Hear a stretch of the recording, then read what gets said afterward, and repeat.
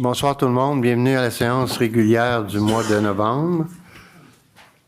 Donc, on a d'abord l'adoption de l'ordre du jour, s'il vous plaît, mais on doit retirer sur votre ordre du jour le point 8.4.1, qui était un point pour Mme Carignan. Je vais le proposer avec la modification. Vous avez le procès-verbal de la séance du 21 octobre. Je vais le proposer. Merci. Maintenant, la dérogation mineure du 365 chemin de la Grande-Côte, Mme Paula. Oui, donc c'est une dérogation mineure à la Maison des Jeunes, le Spot, sur la Grande-Côte. Donc, un projet d'agrandissement en cours avant et pour permettre l'agrandissement de la Maison des Jeunes.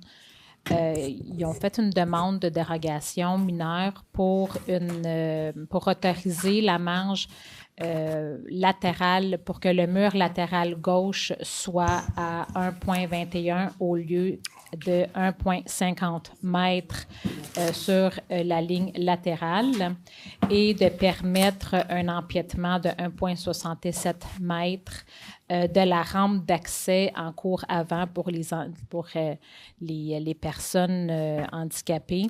Au lieu d'un empiètement de 2 mètres, il fait une demande à 1,67 mètres. Merci beaucoup. Est-ce qu'il y a des gens dans la salle qui ont une question concernant cette dérogation mineure?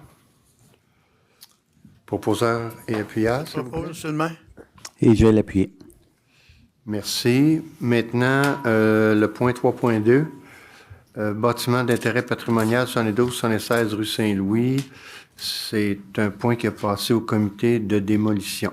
Exactement. Donc, le comité de démolition, il y a eu aussi une recommandation du CCU pour le mois de juillet pour le projet, disons, d'une nouvelle construction. On a également obtenu les autorisations du ministère des Communications et de la Culture pour leur accord finalement pour la démolition.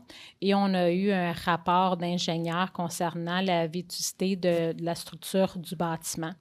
Donc, si vous voyez au niveau de la reconstruction, la façade va être conservée et même il y a eu des recherches où ce que le bâtiment qui va être reproduit va être celui quasi vraiment d'origine parce qu'avec les années, il y a eu quelques petites modifications comme par exemple la toiture.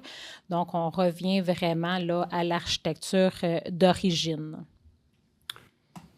Merci beaucoup. Donc, proposition appuyeur.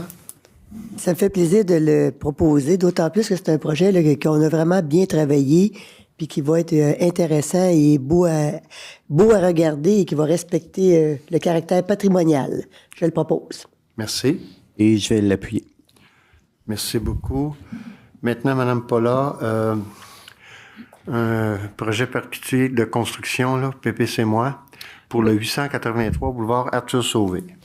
Donc, juste pour vous situer, c'est sur Arthur Sauvé et René Lévesque, sur le côté qui va donner dos à la zone agricole. Donc, c'est une construction de 3 bâtiments pour un total de 52 logements.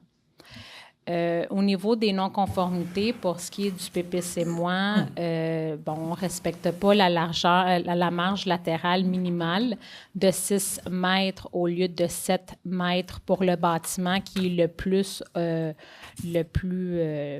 plus loin là, de Arthur Sauvé, ainsi que la marge arrière de 6 mètres au lieu de 10 mètres pour le bâtiment C, donc le 3e bâtiment le plus loin de Arthur Sauvé.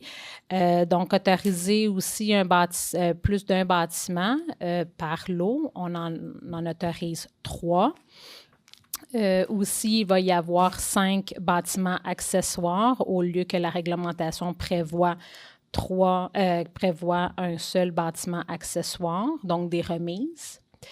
Et puis aussi, les cases de stationnement vont être aménagées en façade principale pour le bâtiment le plus loin de Arthur Sauvé et le 2e de Arthur Sauvé. Donc, ça, c'est vraiment au niveau de la conception des aires de stationnement. Au lieu d'avoir 104 cases de stationnement, il va y en avoir 94. Et puis, l'entrée charretière, elle est plus large que prévu dans notre réglementation et ça, c'est dû aux exigences du MTQ. Le MTQ exige que l'entrée charretière soit plus large et en angle, donc pas perpendiculaire à la rue. Donc, ça déroge également à 2 articles de notre réglementation.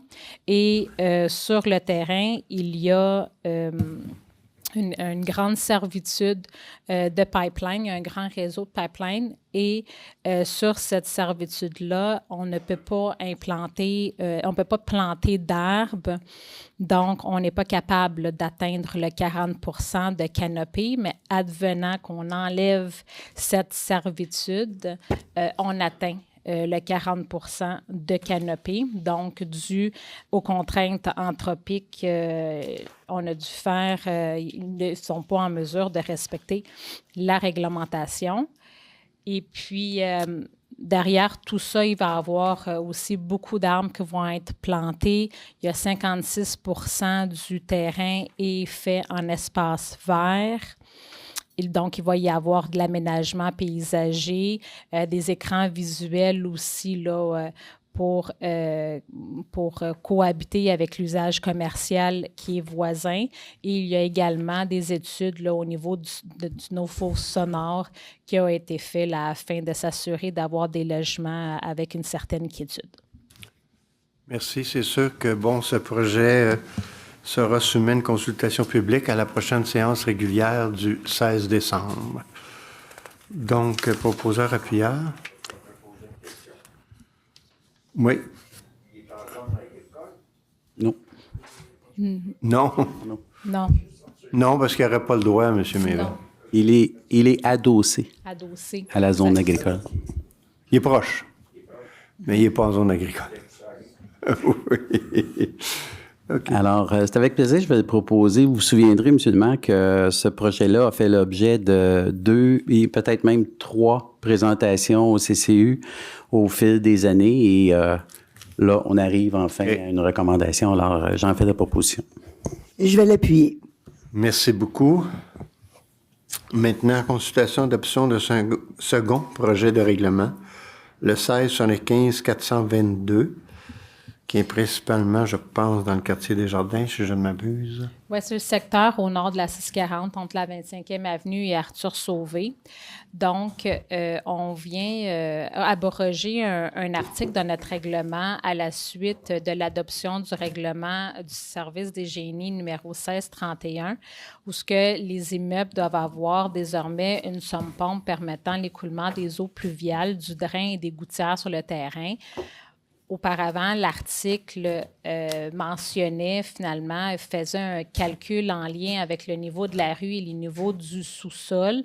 Donc, tout ça va être retiré pour être en concordance avec le nouveau règlement du 1931. Merci beaucoup. Est-ce qu'il y a des questions dans la salle concernant ce projet de règlement? Proposeur appuyeur, s'il vous plaît. Je vais le proposer. Je vais l'appuyer. Maintenant, le 16-75-420 pour adoption. Oui, donc la zone 3I19 est le terrain de choc béton. Donc, on vient prohiber la vente d'encans avec entreposage extérieur sur la zone. OK. Merci. Proposeur appuyeur. Je propose. Je l'appuie. Maintenant, on a le 1830-017. En fait, c'est le règlement qui modifie certaines tarifications pour les services municipaux. On fait toujours ça cette période-ci de l'année en prévision du budget. Donc, un proposeur appuyeur. Je vais le proposer. Je vais l'appuyer. Merci. Avis de motion et dépôt d'un projet de règlement.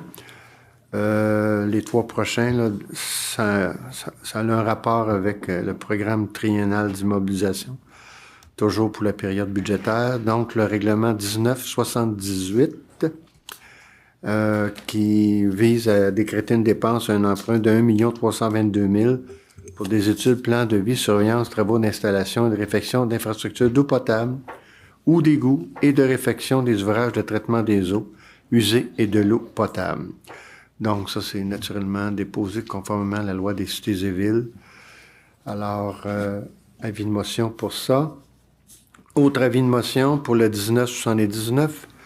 Dans le même ordre d'idée, c'est 7 361 000 pour des dépenses en immobilisation pour l'implantation, la construction, la réfection d'infrastructures municipales, de bâtiments, de chaussées, de bordures, de trottoirs, de pistes cyclables, de systèmes de vélos libre-service, d'éclairage urbain, d'aménagement de parcs, d'équipements de parcs, d'ouvrages d'art, d'acquisition de véhicules, d'habits de combat, d'équipements d'urgence, d'équipements informatiques et de travaux signalétiques. Et bien sûr, ça aussi, là, c'est conformément à la loi des cités et villes que le projet est déposé. Le prochain, c'est le 1980 pour 986 000 qui est une dépense et un emprunt pour, en fait, des honoraires professionnels concernant des études, des plans et devis, des plans directeurs, des plans de gestion, des plans d'intervention pour des pistes cyclables, bâtiments municipaux et infrastructures municipales. Celui-ci aussi déposé conformément à la loi sur les cités et villes.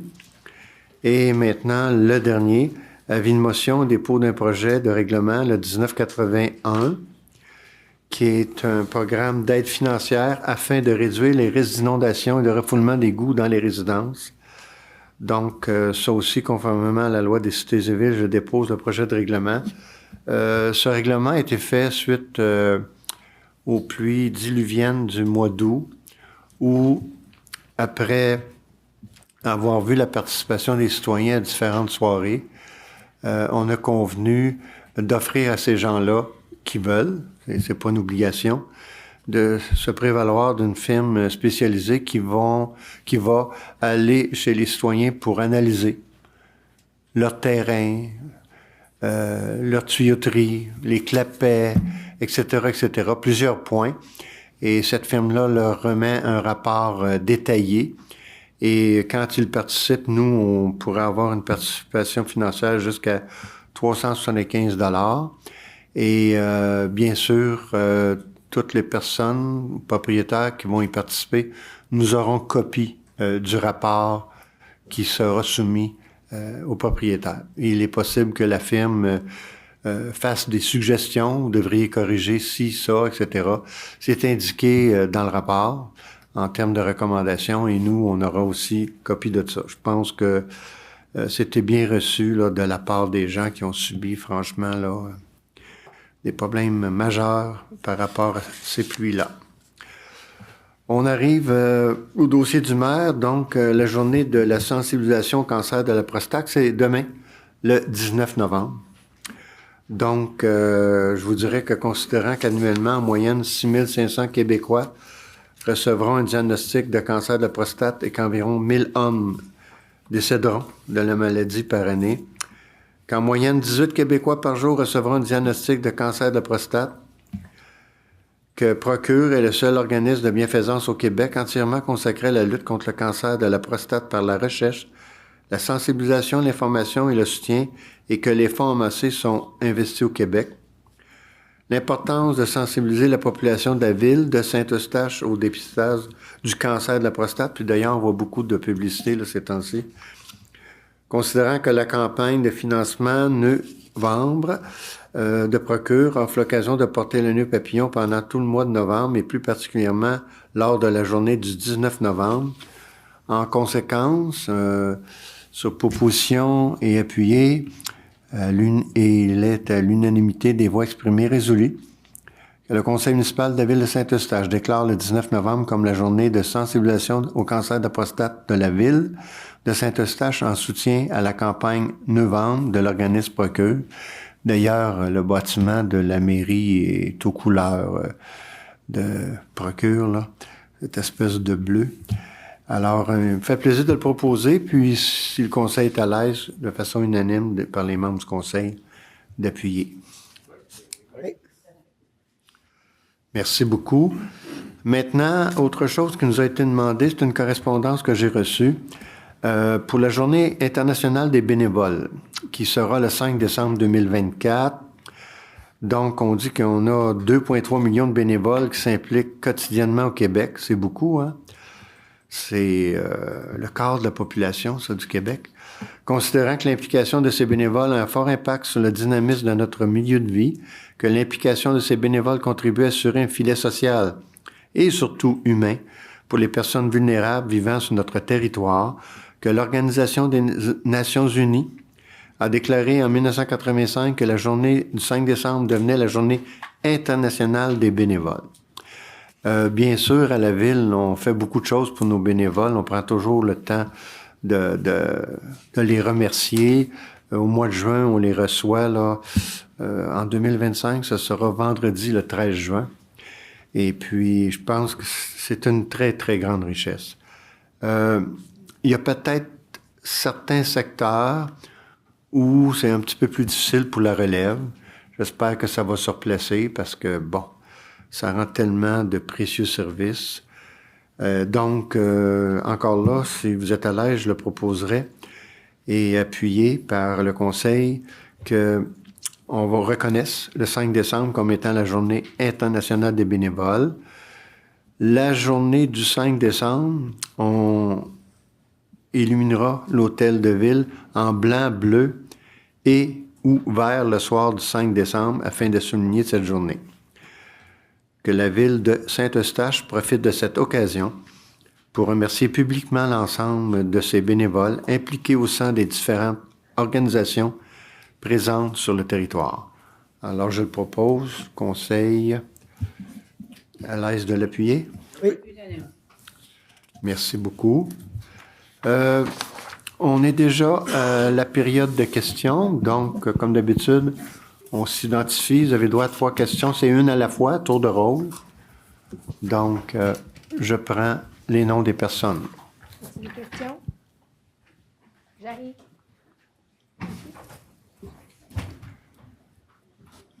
Votre nom, il y a quelqu'un d'autre. Votre nom, nombre de questions. Patricia Bégin, une question. Oui.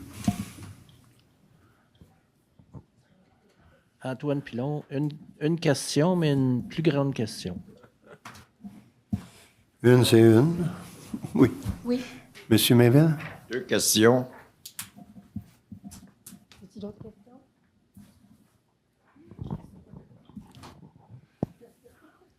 Madame Bégin?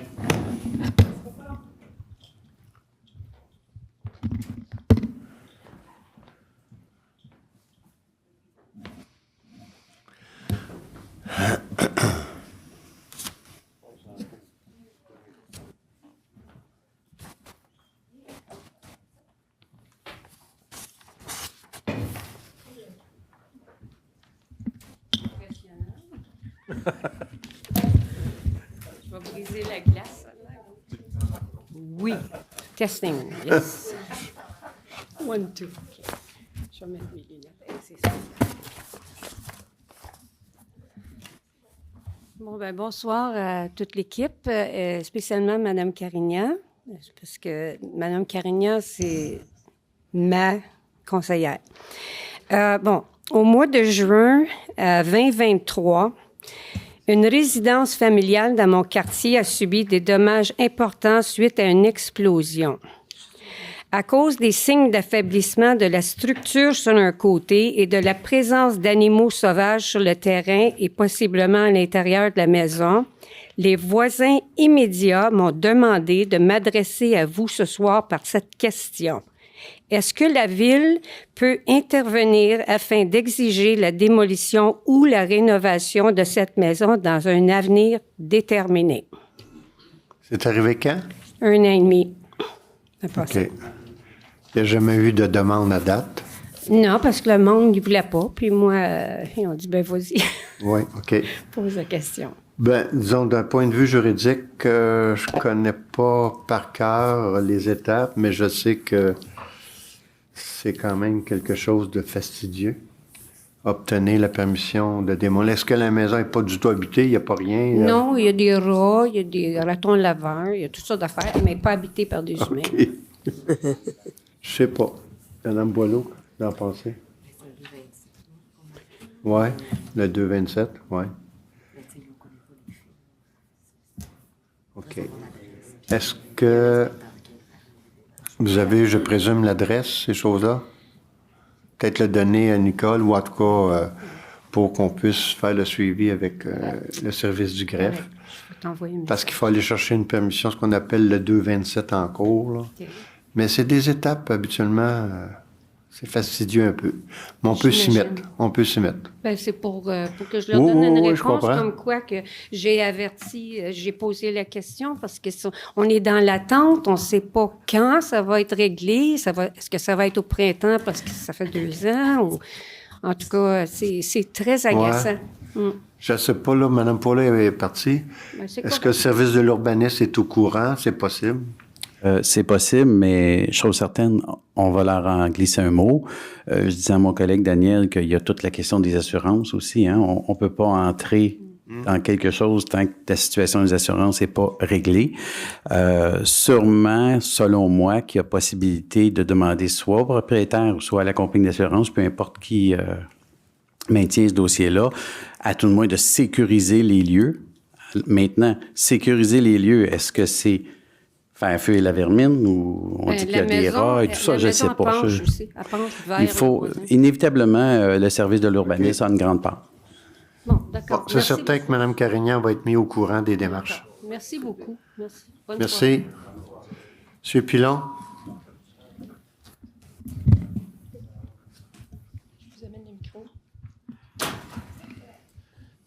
Ce que j'aimerais discuter, c'est de trafic urbain, puis d'embouteillage le matin, puis le soir, puis tout. De quoi? De trafic urbain, Oui. des embouteillages, puis ce que j'imagine, Payage. c'est de faire une gare à vélo pour diminuer tout ça, les stationnements et tout.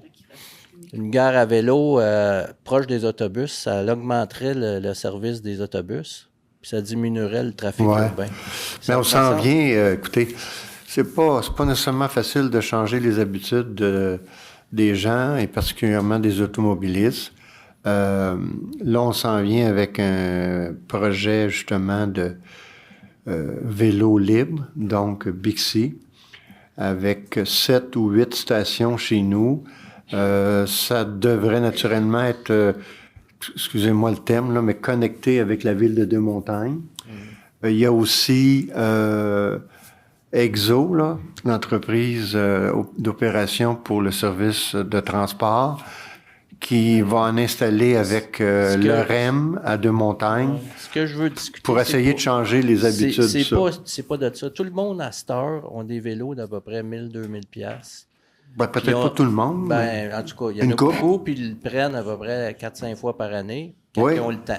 Oui, Ce que je veux faire sensibiliser le monde, c'est que le monde ils prenne leur vélo, qu'ils aillent dans une gare à vélo, qu'ils laissent leur vélo là pour la journée, qu'il y a un gardien qui vérifie tout ça, et puis que le soir, ils reviennent en transport en commun, et puis qu'ils prennent le vélo, qu'ils s'en retournent à la maison, Oui. ou qu'ils prennent, ça peut être un vélo ordinaire, là, mais ça peut être aussi du monde qui arrive avec des poussettes qui vont porter leurs enfants à la garderie avec Oui. tout ça, puis ils laissent tout ça là, mais il y a quelqu'un qui est là, qui prend l'affaire en charge pendant la journée, au lieu de barrer ça après des clôtures, là, puis se faire pirater, là. Quelque chose de sûr. Ouais, mais pas, écoutez, pas une affaire de stand de le, Bixi, ça le l'existe. vélo, c'est un transport actif. Oui. Puis le transport collectif, c'est autre chose. Présentement, dans le dossier du transport collectif, c'est pas un dossier qui est facile avec le gouvernement actuellement, parce que nous, les maires de la région et de toute la Couronne Nord, on veut que se développe encore mieux le transport collectif, pas juste pour aller à Montréal, mais d'est en ouest, d'ouest en est, pour les endroits d'éducation, ces choses-là. Mais ça prend des sous pour développer, puis le gouvernement, on dirait qu'il n'est pas au rendez-vous pour l'instant. Nous sommes en pleine discussion pour régler le financement du transport collectif pour les années de 2026 à 2030. on est encore en discussion. Vous voulez dire que le transport collectif ne pourrait pas remplir la demande? Ben, présentement, si on voulait, ça dépend des circuits, si nous voulions faire la promotion pour que les gens utilisent encore plus le transport collectif, bon, pour aller à Montréal, c'est pas tellement compliqué, là. C'est le circuit 8, ou bien il y aura le REM aussi, parce que on réorganise tous nos circuits d'autobus pour pouvoir amener les gens vers le REM. Ça, ce sont les deux choses possibles, mais... Le stationnement est bien plein. C'est bien plein, là. Il gruge dans le bois où il y a le REM, là. Il va en manquer même bientôt, là. Ça appartient au REM, ça. Ça appartient Ouais, au REM. mais- La Caisse de dépôt, de placement du Québec... On dirait que tout le monde se pitche la balle là-dedans, là. C'est ça, Non, gars, je suis obligé. Moi, je vous pitche pas de balle du tout, là. Je vous dis ce qu'il y en est présentement. Je vous dis ce qu'il y en est avec les discussions avec le gouvernement. Nous, les élus de la Couronne-Nord, on est d'avis que le transport collectif, ça devient, pour le futur, un mode social. Oui. C'est un enjeu très important, mais il faut que le gouvernement, et peut-être même le gouvernement fédéral, soit au rendez-vous avec nous autres, parce que financièrement, on n'est pas capable d'y arriver, parce que, vous savez, un compte de taxes, dans le compte de taxes, il y a une partie qui paye pour le transport en commun, et les usagers paient aussi. La difficulté de toujours augmenter pour le transport en commun, ça touche beaucoup de gens qui ne prennent même pas le transport en commun. Alors, ça devient un cercle vicieux et les gens, en tout cas dans leur esprit, embarquent pas volontairement dans cette option sociale du transport en commun. Fait que là, on se bat. On avance des choses avec le gouvernement et on espère avoir gain de cause. Ça, réglé, ben, une mention dont vous faites, d'inciter les gens à prendre leur vélo pour aller au transport en commun. Ils le prennent, puis le soir, ils reviennent. On y arrivera quand on aura ce qu'il faut pour développer le transport en commun. Mais c'est une bonne idée. Je pense qu'on est rendu là, moi. Ça bloque de partout. Je vous invite à contacter votre député et de lui expliquer ça. Parce qu'en plus, moi, une chose que je dis tout le temps, en 2018, OK? En 2018, les élus de la Couronne-Nord et de Laval aussi, on était très heureux de voir que le parti de la CAQ, qui était le deuxième parti d'opposition, ou troisième parti d'opposition, était le seul qui avait proposé un plan de décongestion. Et dans ce plan de décongestion-là, il y avait le transport collectif, il y avait le transport actif aussi. Là, on est en 2024, à l'aube de 2025. Ça fait 7 ans, il n'y a rien qui est arrivé. Bref, les commandes à Québec, c'est pas nous qui les avons. On essaie, tu sais, on s'est déplacé un certain mercredi, là, au mois de septembre, pour faire valoir auprès de l'Assemblée nationale ce qu'il fallait. Mais bref, on mène notre combat le mieux qu'on peut. Si c'est nous qui avions les coups des franches, ça se passerait probablement différemment. Mais c'est une bonne idée que vous avez. C'est une bonne idée, ça va ensemble. Puis c'est souhaitable, vraiment.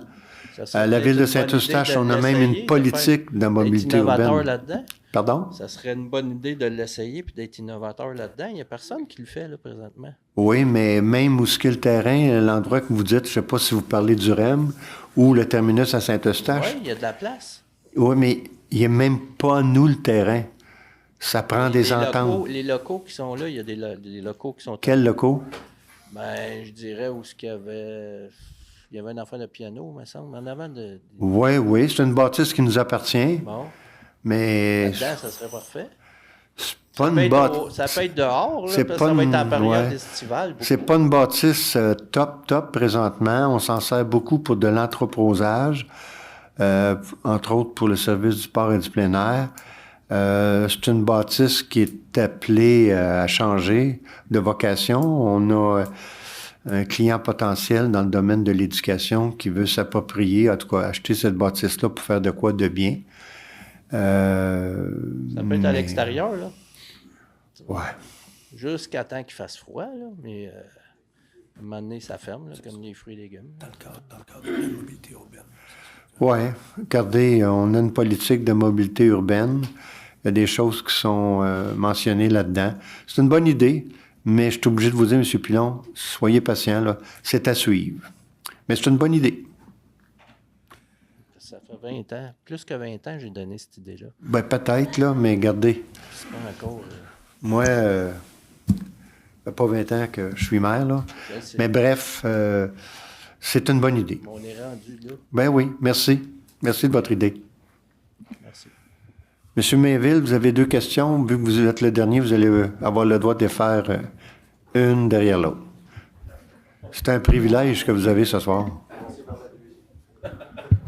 Oui. Allez-y.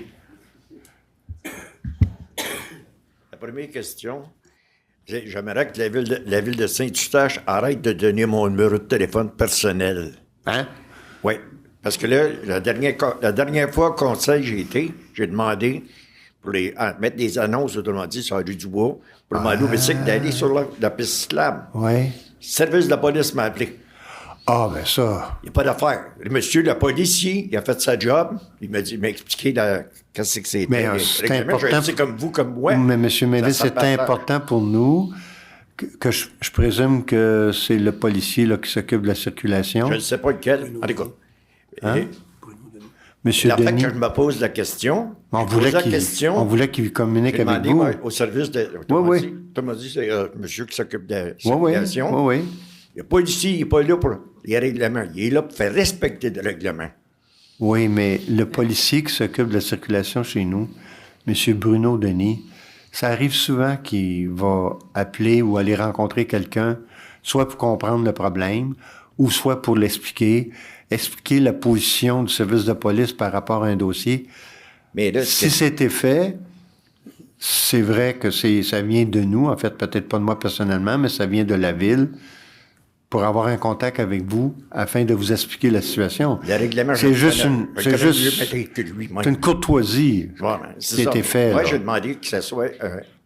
votre numéro n'ira pas ailleurs, là. C'est confidentiel. Ben, 2 fois, là, un instant, là. L'autre fois, c'est le gars du truck à vidange qui est venu chez nous. Je fais une plainte contre le gars, puis c'est le gars du truck à vidange qui vient. Ça, je suis pas au courant. Ah, ben moi, j'étais au courant parce qu'il est venu. Puis là, il m'a expliqué, le monsieur, que c'est pas la ville, ils n'ont pas d'inspecteur qui vient quand on fait une plainte. C'est eux autres qui y vont. Oui, mais on a une entente aussi avec ceux qui ont le contrat pour les déchets. Ils ont, premièrement, un superviseur sur route pour vérifier le travail qui est toujours fait par les employés. Puis quand il arrive une problématique, puis c'est peut-être là que c'est arrivé, même l'entreprise souhaite avoir le contact avec le citoyen, ça reste confidentiel, pour peut-être voir c'est quoi le problème, comment ça peut être réglé. C'est fait par courtoisie, M. Mainville. Il n'y a pas de danger avec ça. C'est fait là. par courtoisie, mais demain matin, là, Oui. allez voir ça, le charrue va passer, va casser les affaires. Inquiétez-vous pas, je ne l'appellerai pas parce qu'ils vont venir chez nous. Mais non. Donne mon numéro, avec les vidanges. Oui, mais c'était une courtoisie qui était faite. Bon, la première question est faite. OK. Il y avait un A, un B. OK. Deuxième question. Vous savez, comme moi, les élections s'en viennent au fédéral. Après ça, ça va être le municipal. Après ça, ça va être le provincial. Supposé dans l'ordre, c'est censé être ça. Je pense que ça peut être de même. Les maudites pancartes que vous mettez partout, les conseillers, les affaires, c'est pour toute circulation. Oui. Après, les enseignes de stop, des fois, sont en bas. Le code de la...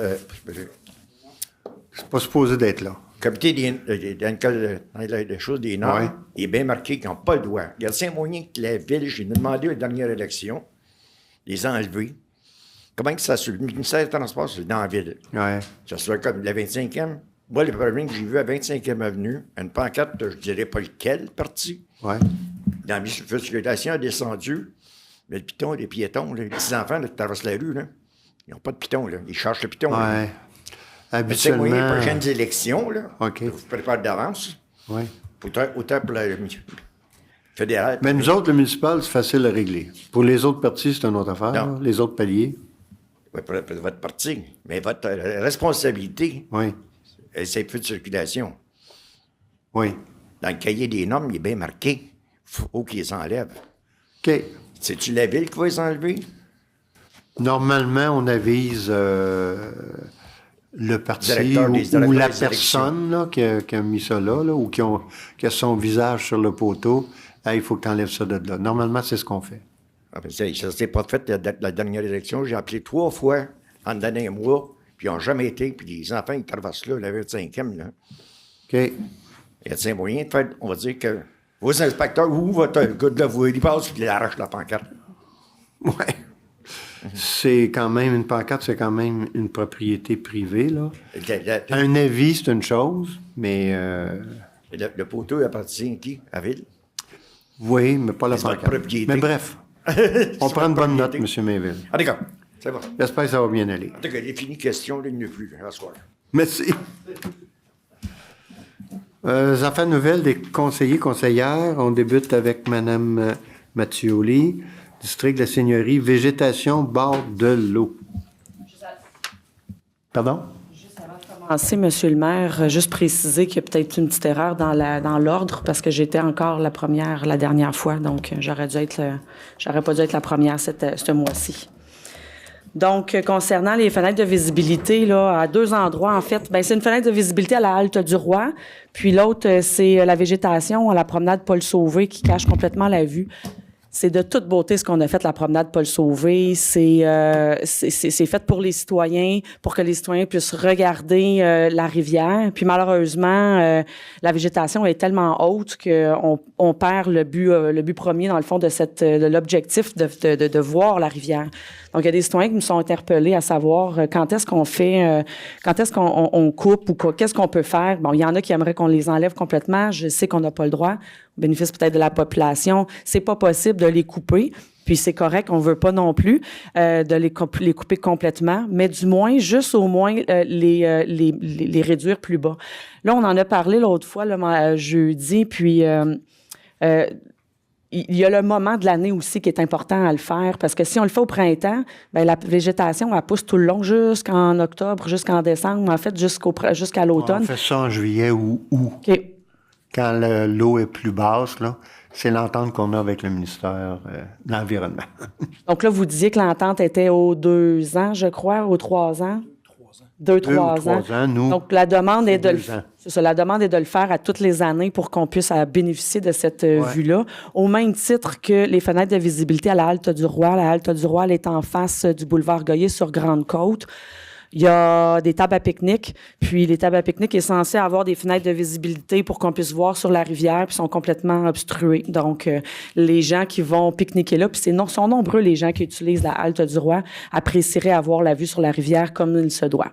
Donc, de faire les demandes en fonction, de le faire plus souvent que juste une fois par 2-3 ans. On va leur demander, on verra leur réponse, mais pour le demander, on va le faire. Merci. Deuxième point, Noël à Saint-Eustache, on est chanceux, à vos agendas. Oui, c'est des petites des dates à mettre à votre agenda pour ceux qui sont ici, ceux qui écoutent. Donc, à Saint-Eustache, autant toute l'année, la ville de Saint-Eustache est super active, mais à Noël aussi.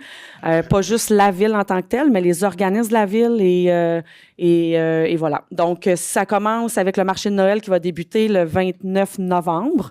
Donc, 29-30 novembre, 1er décembre, donc c'est la première fin de semaine qu'on va avoir le marché de Noël avec les artisans qui vont être, comme d'habitude, au manoir Globensky. Et l'autre fin de semaine, 6, 7, 8, ça va être la dernière fin de semaine pour le marché de Noël.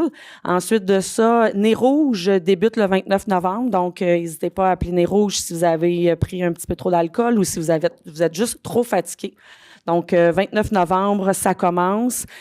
Ici, on est avec Laval. Donc, le numéro de téléphone, de toute façon, vous pouvez le trouver un peu partout. 1-866 Desjardins, je crois, là, le numéro de téléphone pour les rejoindre. Dernier déjeuner des Chevaliers de Colomb de l'année, le dimanche le 1er décembre. Donc, déjeuner qui coûte vraiment pas cher puis qui vient en aide aux gens démunis, dont en aide effectivement pour la guignolée des Chevaliers de Colomb qui va avoir lieu, celle-ci, le 7 décembre. Donc, dans les 10 quartiers de la ville, il va y avoir des points de chute aussi à la salle des Chevaliers de Colomb. Manquez pas ça, allez porter des sous, des denrées non périssables, c'est super important. C'est autour de 600 personnes qui vont bénéficier de nos paniers de Noël. Donc, par la suite, la parade du Père Noël, elle n'a pas lieu à Saint-Eustache, mais il y a beaucoup d'Eustachois et d'Eustachoises qui vont là-bas. Donc, parade du Père Noël, 1er décembre, tout de suite après le déjeuner. Donc, venez déjeuner, puis après ça, aller à la parade du Père Noël, en face de la mairie de Deux-Montagnes. Puis, course des Pères Noël, samedi le 14, c'est de toute beauté. La course commence à l'école Claire-Matin. On se déguise en Père Noël, Mère Noël, lutin. Il y a la course des tout-petits aussi. C'est une belle course qu'on peut soit courir ou marcher. Donc, n'hésitez pas à venir. Ça coûte pas cher, c'est argent comptant, puis ça vient pour le fonds de vulnérabilité de la ville de Saint-Eustache, donc pour nos enfants qui ont peut-être vécu quelque chose de difficile au courant de l'année. Donc, voilà, c'est un petit peu les activités. Il y en a plein au Manoir Globensky, la Maison du Citoyen, la bibliothèque, nos organismes à la Ville de Saint-Eustache en ont plein. Donc, n'hésitez pas à suivre la page Facebook de la Ville de Saint-Eustache qui habituellement communique toutes ces belles activités-là qui se passent. On a une ville très dynamique à Noël, puis profitez-en avec vos familles, vos amis, vos voisins aussi.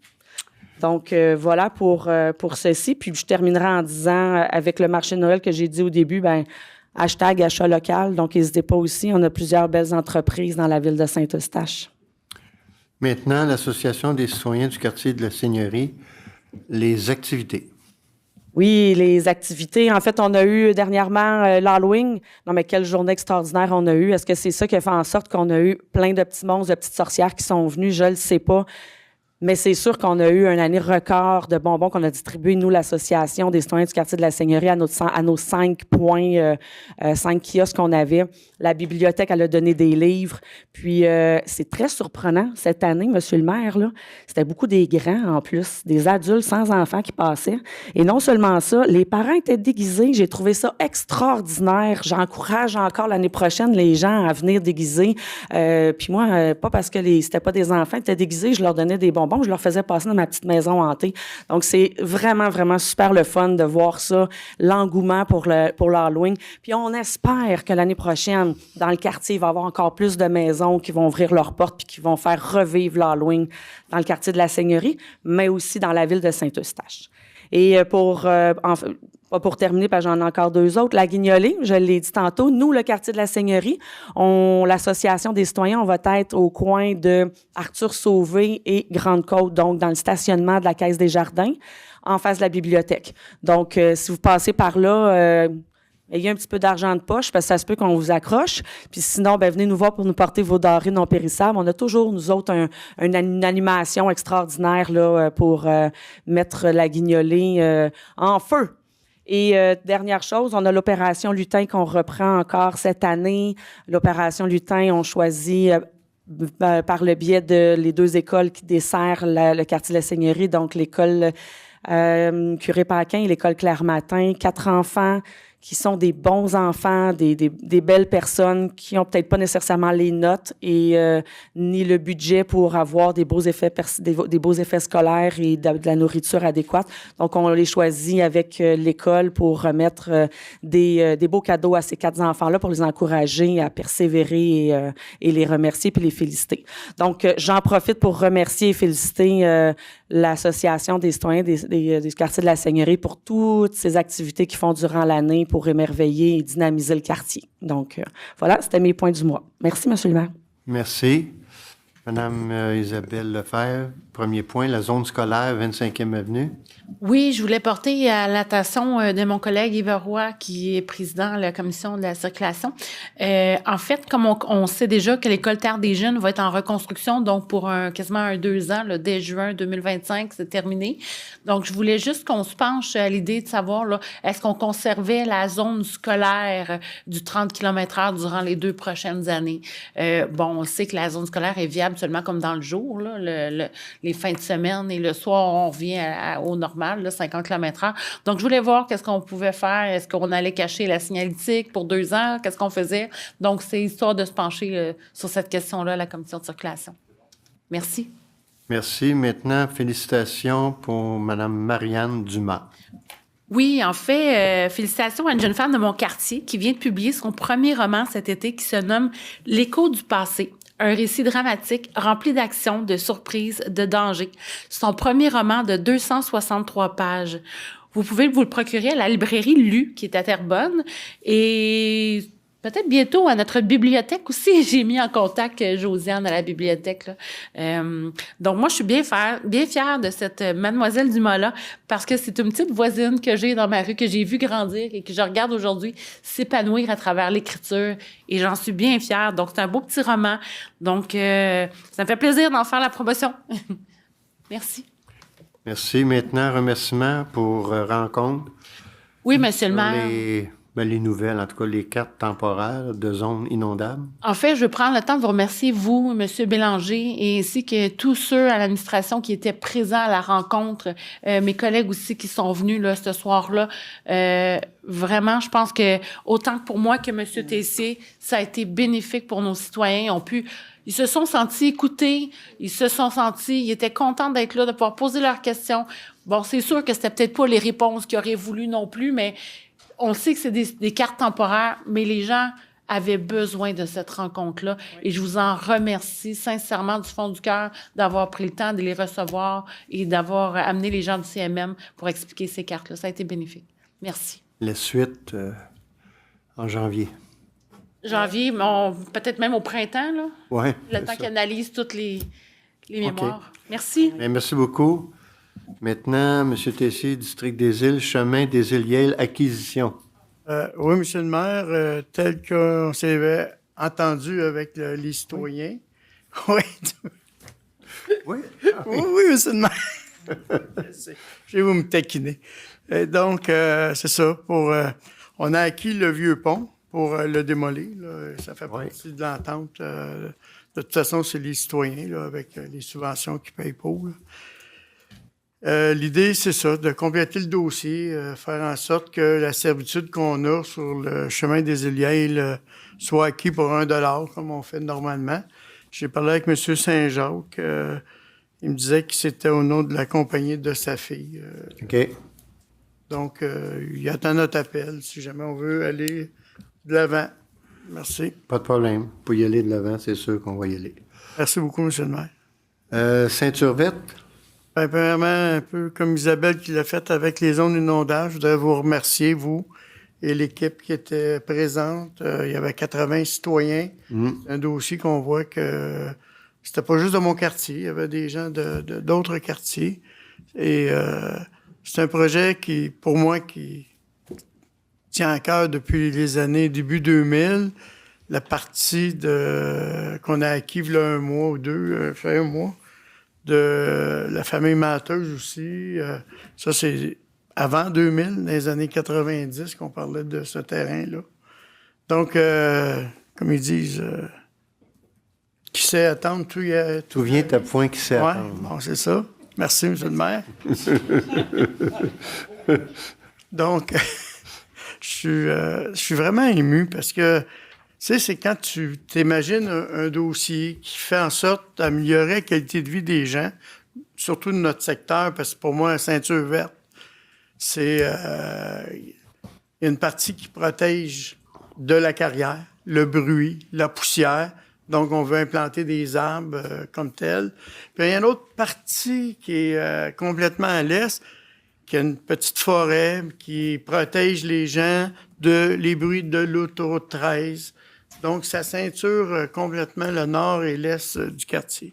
Et en même temps, même ça va plus loin un peu. Donc, honnêtement, c'est un beau projet. C'est pas demain matin qu'il va tout se réaliser, mais au moins, on a un plan directeur.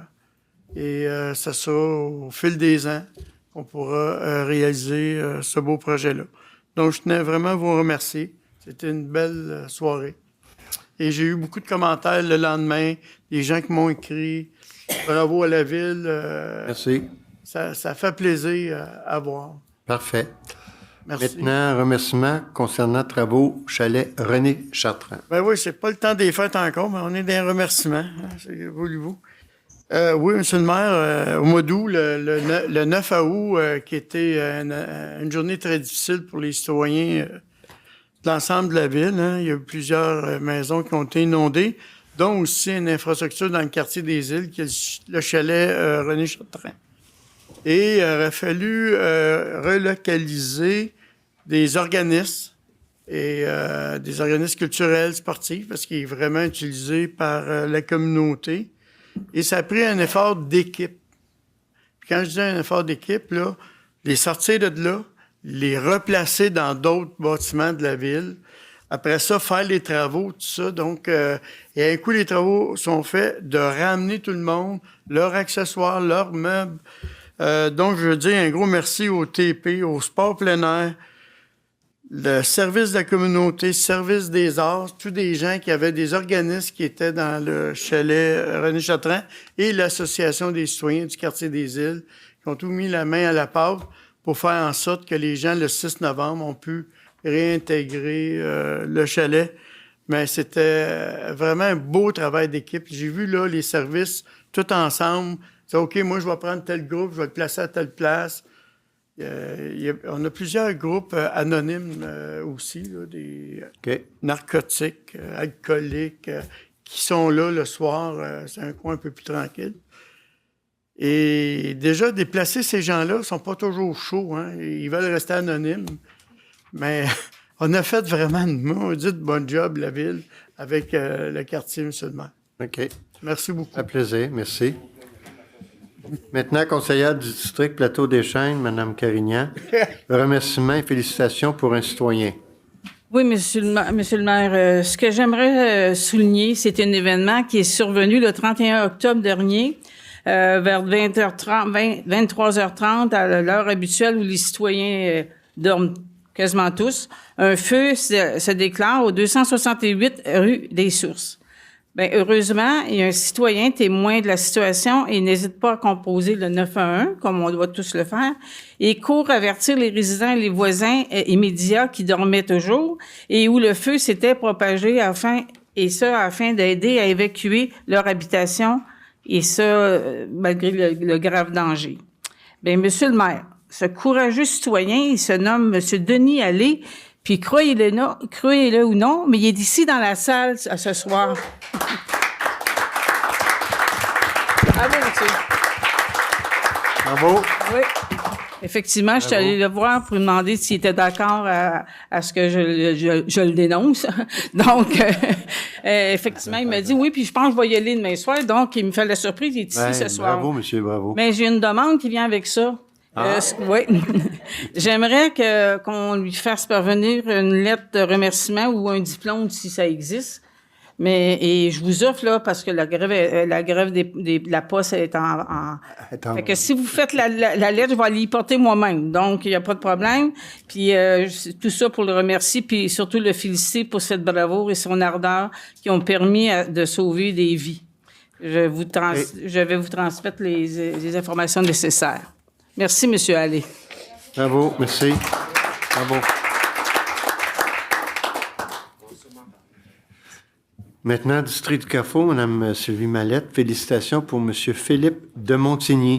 Tout à fait, monsieur le maire. Merci de me permettre de vous partager les informations suivantes en lien avec M. Philippe de Montigny. Donc, M. de Montigny est répartiteur à notre service de répartition ici à la ville de Saint-Eustache. Il a été sélectionné parmi les finalistes du prix Appel méritoire 2024 par l'Association des centres d'urgence du Québec, l'ACI. Il a répondu à un appel concernant une personne signalant que son ami avait tenu des propos suicidaires. M. de Montigny a accompli un travail remarquable en obtenant des informations essentielles auprès d'un interlocuteur ayant des difficultés à s'exprimer et à fournir des renseignements requis. Grâce à son calme, sa patience, son empathie et son professionnalisme, la personne suicidaire a pu être localisée par le service d'urgence et secourue. Le prix Appel méritoire rend hommage à tous ceux et celles qui veillent sur la santé et la sécurité de notre société, de nos proches, de nos familles, de nos amis jour et nuit. Et donc, le gagnant a été nommé et M. de Montigny a terminé deuxième.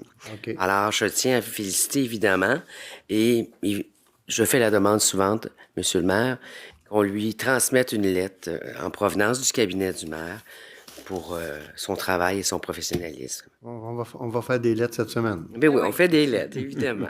C'est bien. Ben oui. Alors, je tiens à le féliciter. OK. L'autre point, c'est pour le travail là, des cadets policiers ou policières. Vous voulez faire des félicitations. Bien, tout à fait. À titre de président de la Commission de la sécurité publique, fait plaisir de partager la fierté du service de police de la ville de Saint-Eustache d'avoir mis en place, d'avoir mis sur pied une équipe dynamique de 4 cadets policiers lors de la saison estivale dernière, 2024. À travers leur patrouille des parcs et des voies cyclables, les cadets policiers ont réalisé différentes interventions, contribuant à remplir la mission du service de police de la ville de Saint-Eustache auprès des citoyens, évidemment, de Saint-Eustache. Entre autres, leur collaboration a permis de sensibiliser, informer la population sur la réglementation, de participer à la prévention du vandalisme dans les lieux publics, d'assurer la sécurité des usagers des pistes cyclables et des parcs, d'appuyer le travail des surveillants des parcs, maintenir une surveillance lors des événements nombreux, et veiller à la bonne circulation lors d'entraves dans le cadre de divers événements. Donc, les cadets policiers ont assuré près de 3000 présences dans les différents parcs et villes de notre municipalité. Et j'annonce également que l'an prochain, nous pourrons monter de 4 à 6 cadets policiers. Alors, évidemment, je souligne leur travail et la fierté du service de police d'avoir mis en place un tel projet. Merci beaucoup. Monsieur Patrice Paquette, district Rivière-Nord, piste cyclable, malheureusement endommagée là, sur la rue du Souvenir. Désolé, moi, c'est pas des félicitations que j'ai à faire. Mais par contre, dans un effort que la Ville fait pour aménager ce long parc linéaire de la rue du Souvenir, qui s'en vient beau, on est dans la 2e phase et tout ça, bien malheureusement, il y a eu du déversement de terre pour mettre de la tourbe dans les fossés qui sont là. Mais le camion de type 10 roues empruntait la piste cyclable pour reculer, pour faire son déchargement, qui aurait pu être fait par la rue du Souvenir, en passant. Mais vous savez, hein, une piste cyclable, la fondation, c'est pas comme une rue. C'est pas mal plus mou, moins compacté. Et ce qui devait arriver arriva, c'est-à-dire que la piste cyclable maintenant creuse, l'asphalte commence à ouvrir. Alors, je voudrais pas qu'on soit les seuls responsables de ça. Il faut que ça soit remis en état parce que là, on a de la misère à circuler à pied. Et les vélos ont de la misère à circuler parce que rendus dans la petite portion de pente, bien, on les voit qui bifurquent un petit peu. Alors, peut-être voir avec le greffe ou je sais pas, notre niveau de responsabilisation versus le niveau de responsabilisation de la firme qui avait été retenue pour faire ces travaux-là. OK. Ça ressemble un peu à l'autoroute 15. Tout à fait. OK. Tout à fait. Ensemencement parc linéaire, rue du Souvenir. Dans la même portion de travaux, par le même entrepreneur, il y a toute la portion où il y a eu un décapage de tout l'espace vert. Il y a un pipeline qui est là. On est très restreint pour faire des travaux. Mais il y a un décapage pour un ensemencement pour du pré fleuri, comme on a pris la décision. Mais on constate qu'il y a des bouts que c'est très bien fait, mais il y a d'autres bouts, je ne sais pas s'ils ont manqué parce qu'ils font une pulvérisation. Puis il y a de grosses plaques de terre qui subsistent. Je sais que M. le directeur général m'a mentionné qu'on va attendre au printemps pour voir si les plaques de terre subsistent, mais j'espère qu'on va aviser l'entrepreneur que si jamais il y avait un manque à ce niveau-là, qu'il devra reprendre une certaine portion de l'ensemencement. OK. Merci. Merci beaucoup. Maintenant, on arrive au dépôt des états comparatifs. Il faut faire ça à quelques occasions dans l'année. Ça a été présenté aux élus jeudi lors de la préparatoire. Donc, j'ai besoin d'un proposeur appuyeur pour ce qui a été présenté, puis en même temps approuver les amendements budgétaires qui ont été préparés par la trésorière de la Ville. Je vais le proposer, M. le maire. Et je vais l'appuyer. Je vais avoir une question, M. le maire, ici. Oui. Là, on parle d'un surplus potentiel de 3,8 millions environ, là. Potentiel. Potentiel, oui. Par les années passées, le surplus était de combien? Parce qu'il me semble que j'ai en mémoire du 15 qu'on faisait. Du 15 Oui, je ne sais pas, j'ai un chiffre, ben, vous allez me le confirmer. Là. On arrive à peu près à combien par année de surplus? En fait... presque à chaque année, on arrive avec ouais, des surplus. Le 15 dont vous faites mention, c'est peut-être lorsque j'ai dit qu'une ville en bonne santé financière devrait avoir 15 10. par rapport à son budget en réserve. Oui, ben en fait... Surplus.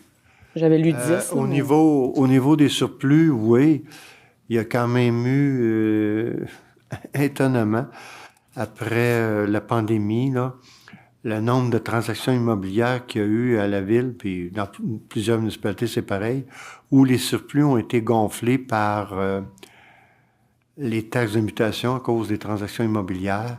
C'était quand même important, là. On parle de l'ordre, là, je ne veux pas me tromper, mais on devait être dans le 8-9 millions facilement. Plus l'aide gouvernementale qu'il y a eu là, durant la pandémie, où ça nous a fait faire un surplus, là, c'était quoi déjà le montant, M. Bélanger? C'était-tu 4,1, une affaire comme ça? Et aussi, durant la pandémie, certains services qu'on n'a pas été capable de rendre du tout, des employés à temps partiel qu'on n'a pas eu à embaucher des fois pour faire des choses, ça aussi, ça va augmenter les surplus beaucoup. OK, bien, moi, ma question, c'était, ça à peu près en moyenne, combien par année de surplus qu'on fait au niveau de la ville? À part de ces années-là, habituellement, on peut se trouver dans des années régulières autour du 1,5 million à 3 millions. Encore cette année, c'est les taxes de mutation qui font la différence. Encore. OK. C'est surprenant, là, Seigneur. On a dépassé nos prévisions budgétaires pour cet item-là. Et c'est ce qui cause ça principalement. OK. Mais tout ça accumule. Je voulais juste faire un petit clin d'œil avec l'Association des citoyens du quartier de la Seigneurie, la demande du chalet de parc qui sont venus versus votre réponse du mois passé. Donc, oui, c'est pas pareil. On a du surplus. Oui, mais le surplus, habituellement, on met ça pour certains dossiers. C'est un dossier, ça on aussi. a le dossier de la sortie, la 140, 25e avenue, que celui-là, c'est un dossier qui est quand même prioritaire, qu'on a besoin de plusieurs millions, mais je comprends dans quel esprit vous vouliez le dire, là. Merci, M. le maire. Bon, parfait pour ça. On arrive maintenant à la nomination. Cette fois-ci, ça va être une mairesse suppléante. Donc, j'en profite pour remercier M. Paquette d'avoir joué son rôle de maire suppléant. Et là, je vais avoir besoin de proposeurs appuyeurs pour la nomination de Mme Isabelle Mattioli. Je propose seulement. Je vais appuyer. Bien, je vous remercie, tout le monde. Je vous avoue que je suis surprise et agréablement surprise et j'apprécie énormément votre collaboration dans cette nomination-là. Merci beaucoup. Oui. Ben, en tout cas, dans mon cas, je pense dans l'histoire de la ville, en tout cas, certainement, depuis que je suis maire, tous les élus, sans distinction, ont tous été à tour de rôle, là, maire ou suppléant ou mairesse suppléante. Tous, sans exception. On a plein d'invitations dans le temps des fêtes. Si vous ne pouvez pas, vous savez que je peux être là. Je m'en doute et vous allez en avoir une demain déjà. Oh! Super! Maintenant, on a l'acquisition d'un camion autopompe. On va être obligé de rejeter les soumissions. C'est au niveau de la garantie. En tout cas, je sais que l'acheteur en chef, là, M. Riley, va faire une démarche parce que on s'attendait à avoir 2 ans de garantie. Un camion comme ça, de ce prix-là, de cette grosseur-là, puis on ne se promène pas avec ça tous les jours, en plus. Là, les entreprises nous offrent 1 an seulement. En tout cas, on va travailler ça pour voir qu'est-ce qu'on peut obtenir de mieux. Ça me prend quand même un proposeur appuyeur pour rejeter les soumissions. Alors, je vais proposer, M. le maire. Et je vais appuyer. Merci. Fourniture, entretien et gestion de bacs roulants. Donc, c'est avec l'entreprise USD Global Incorporée du 1er décembre 2024 au 31 décembre 2025. Il ne faut pas nécessairement là, s'attarder sur le montant parce que ça dépend de la demande, ça dépend... C'est fort possible que ça coûte moins cher que ça selon la demande qu'on aura de besoin. Donc, proposeur appuyard. Je vais le proposer.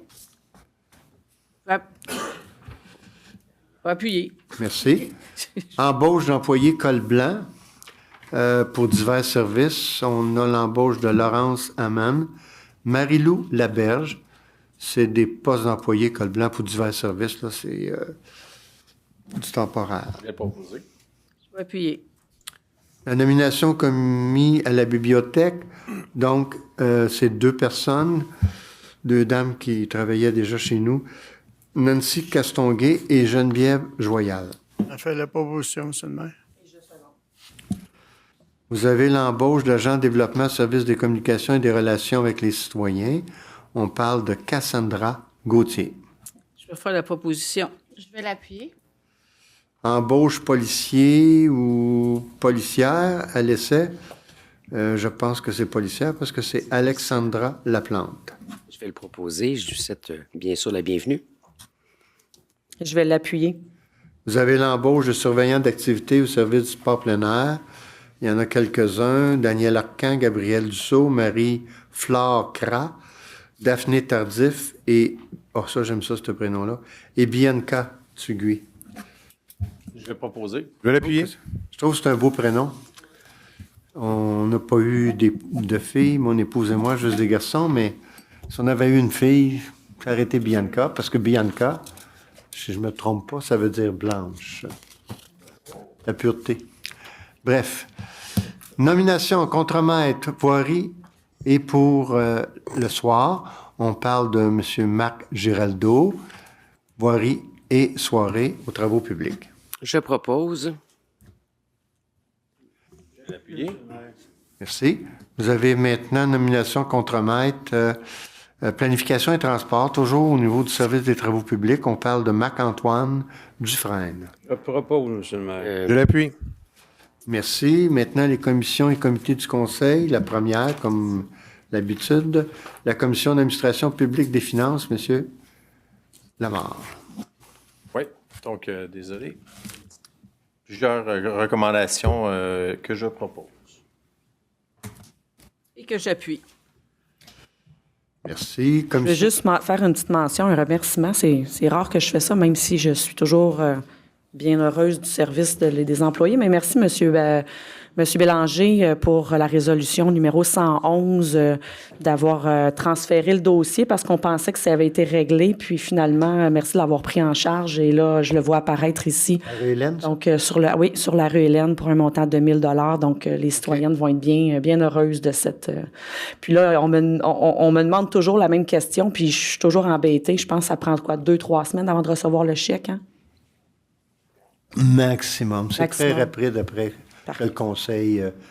Même que des fois, c'est arrivé, le chèque est prêt, ils attendent juste la résolution du conseil, puis ça part rapidement. Merci. Même avec la grève des pouces. Ouais. Là, on va penser à un truc différent. Là. On va aller leur porter. Commission du développement économique.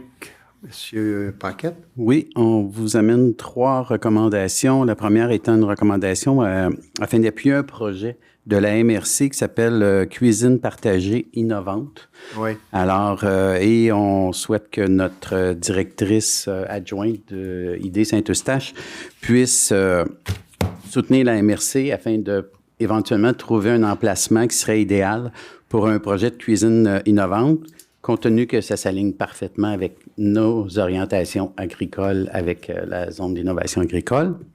Vous avez également, on vous recommande un nouveau plan de lotissement pour les derniers terrains qu'on vend dans Albatros, le terrain 39 et 40. La raison est fort simple, c'est que le terrain qui a été vendu, qui est en voie d'être vendu, est en forme de L, mais le bout du L a beaucoup de contraintes.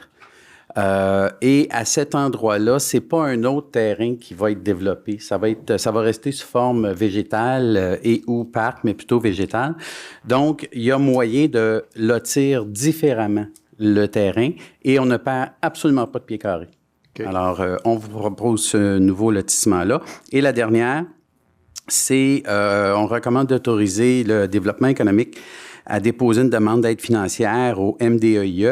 Et c'est pour spécifiquement la conception de la piste multifonctionnelle qui va nous amener à la future gare du REM. Et je pense que la piste multifonctionnelle va être prête avant que le REM soit en fonction, selon moi. On dirait que c'est ainsi, oui. Parce que c'était reporté à l'automne. Ben oui, 25. Encore. 2025. 25. Oui, 25. Ça, Ben oui. c'était censé être là, mais enfin. Donc, je vous en fais la proposition. Merci Et je beaucoup. l'appuie. Vous avez la Commission d'aménagement du territoire, M. Paquette? Oui, 4 recommandations, pardon. Donc, la première étant de mandater notre firme qui fait la refonte réglementaire afin d'évaluer la possibilité d'autoriser les logements supplémentaires aux différents niveaux de plancher de résidence. Le niveau d'analyse est essentiel à cette étape-là, puisque au niveau des orientations urbanistiques, on veut suivre la ligne qu'on ne veut pas défigurer, excusez le terme, une résidence actuelle en mettant de l'avant un bachelor à l'étage. Ce qui veut donc dire qu'il faudra voir à préserver l'apparence du bâtiment, ne serait-ce qu'en obligeant une entrée qui soit sur le côté ou soit à l'arrière de la bâtisse pour ne pas défigurer la façade du bâtiment principal. C'est notre firme, BC2 entre autres, qui a le mandat d'évaluer cette possibilité-là. On a également une recommandation, et on va tous la comprendre, là, c'est de voir la possibilité d'interdire les logements supplémentaires de type bachelor en sous-sol, mais dans les zones inondables. Je pense qu'on ne peut pas être contre la vertu. Non. Et il faut absolument que la firme voie à faire l'analyse et puis qu'on arrive avec une réglementation à ce niveau-là. On a également une recommandation pour un nouveau projet résidentiel sur la rue Primo. Ce projet-là, ça fait 20 ans qu'on l'imagine, qu'on le souhaite. On a eu des propositions qui n'ont pas fonctionné. Celui-là, on souhaite qu'il fonctionne, mais on avait toujours l'optique de mettre un sens unique à une rue. Et après analyse et compte tenu du ramassage des différents bacs, les 3 sortes de bacs que l'on a, ça serait impossible de faire un sens unique. Donc, on vous recommande d'aménager la rue qui sera projetée en double sens. Et finalement, il y a un projet qui est en émergence au 433 chemin de la Grande-Côte et on vous recommande de recourir par les projets de l'application d'un outil réglementaire qui va permettre la meilleure réalisation de ce projet-là. On parle ici d'un PPC-moi comme on a vu ce soir. Alors, j'en fais la proposition. Je l'appuie. Je vais avoir une question, Monsieur le maire, ici, qui m'est revenue après qu'on se soit parlé jeudi. Concernant la résolution 34 puis la résolution 35, la résolution 35 et les logements interdits là, dans les sous-sols où vont être des zones inondables, je pense que dans mon quartier à moi, mes zones inondables, en fait, ça va être les bouts de terrain. C'est pas la maison. Quand on regarde la carte que l'on a présentement, là, qu'on a présentée par la CMM, là, c'est vraiment que les bouts de terrain. Donc, c'est pas la maison qui est en zone inondable, mais le bout de terrain. Mais par défaut, ça devient comme en zone inondable au complet. Donc, la question que je me pose, c'est est-ce qu'on va prendre ça en considération, que c'est pas la maison qui est en zone inondable, mais le terrain, le bout de terrain? Oui. C'est une bonne question. C'est sûr que quand le gouvernement est supposé, en tout cas, de réviser son affaire et qu'il y aura des nouvelles cartes sorties, ça va plus nous éclairer, mais c'est une bonne question. Peut-être que ça Selon moi, quand c'est le bout de terrain, c'est pas l'endroit où est la maison, ça touche rien. Et selon le certificat de localisation, ça l'indique quand même que la propriété est en zone inondable à cause du terrain. Donc, le certificat de localisation, il identifierait qu'il y a une pointe, on va dire ça, du terrain qui l'est. Donc, tu peux pas bâtir là, tu peux pas rien faire, mais le restant ne l'est pas. Donc, les droits seraient conservés à ce moment-là. OK. Vous avez entièrement raison. Moi, j'accompagne souvent des citoyens. Puis des fois, la maison rentre juste à bonne place. Tout à fait. Mais alentour, c'est la zone inondable. Mais où qu'il fait la maison, c'est pas dans zone inondable. La ville permet les autres droits qu'on a. Il y a deux choses dans ça. C'est que c'est la raison pour laquelle on mandate la firme qui est responsable de la refonte réglementaire à analyser la situation. Mais on a eu un cas aussi récent, ça fait pas un an, que la zone inondable arrive à quelques centimètres du coin de la maison et le permis a pu être émis. Parce que la zone inondable n'était pas à l'endroit où... Ah, super, merci des précisions, c'est rassurant. Puis, juste pour la résolution 34, les logements supplémentaires, ça fait depuis 2017 que j'en parle et que je le demande à la demande de certains citoyens. Donc, très, très, très heureuse qu'on en arrive avec cette proposition-là. J'ai des citoyens qui vont avoir bien hâte, puis je pense que M. Paquette l'a bien mentionné, l'idée n'est pas de dénaturer la maison, mais il y a déjà des maisons qui étaient déjà avec des logements à l'étage depuis longtemps. Donc, ces gens-là vont pouvoir retrouver un peu de sous qu'ils ont perdu parce qu'ils ne pouvaient pas louer pendant ce temps-là. Oui. Merci. Et vous aviez bien fait d'en reparler. C'est sûr que ça a pris un bout de temps. Une nouvelle façon de voir, de concevoir pour justement pas dénaturer. Je sais que Mme Carignan avait déjà vécu un cas dans votre quartier, ça fait longtemps, que ça n'avait pas pu se régler, justement. Alors, ça va aider. C'est important pour les gens qui habitent autour d'une maison qui vivrait ça, que ça se dénature pas. Tu sais, je pense que pour l'environnement, le look, quand tu es un voisin à côté qui veut vendre ta maison, ça vient pas comme court-circuiter là, l'image. Oui, bien, j'ai peut-être pas oublié de préciser. Moi, c'était dans le cas de quelqu'un qui avait déjà une intergénération. Maintenant, va pouvoir être transformé. Bien, maintenant, un coup que ça va être analysé en bachelor, en garçonnière, le vrai avec terme. Certain respect, là. Donc, ben, tu sais, il y avait déjà quelqu'un qui habitait là. Donc, que ce soit le parent ou que ce soit un locataire, c'est ta propre maison. Tu n'as pas envie d'avoir n'importe qui en haut de chez toi, là. Parfait. Donc, merci. Mais je voudrais préciser, comme petit historique, par contre, là, c'est que c'est pas récent, hein, ça, cette demande-là. Vous vous souviendrez, on est arrivé, nous, dans les années 2000, début des années 2000, et la position était vraiment différente. On avait interdit les bachelors comme ça. Pourquoi? Parce qu'il n'y avait pas de crise de logement à ce moment-là. Et les occupants de bachelors, c'était pas le même type d'occupant de bachelor qu'on retrouve maintenant aujourd'hui. Et puis, c'était une orientation de développement de ville qui avait fait en sorte qu'on avait mis plutôt une pédale douce au développement de bachelor.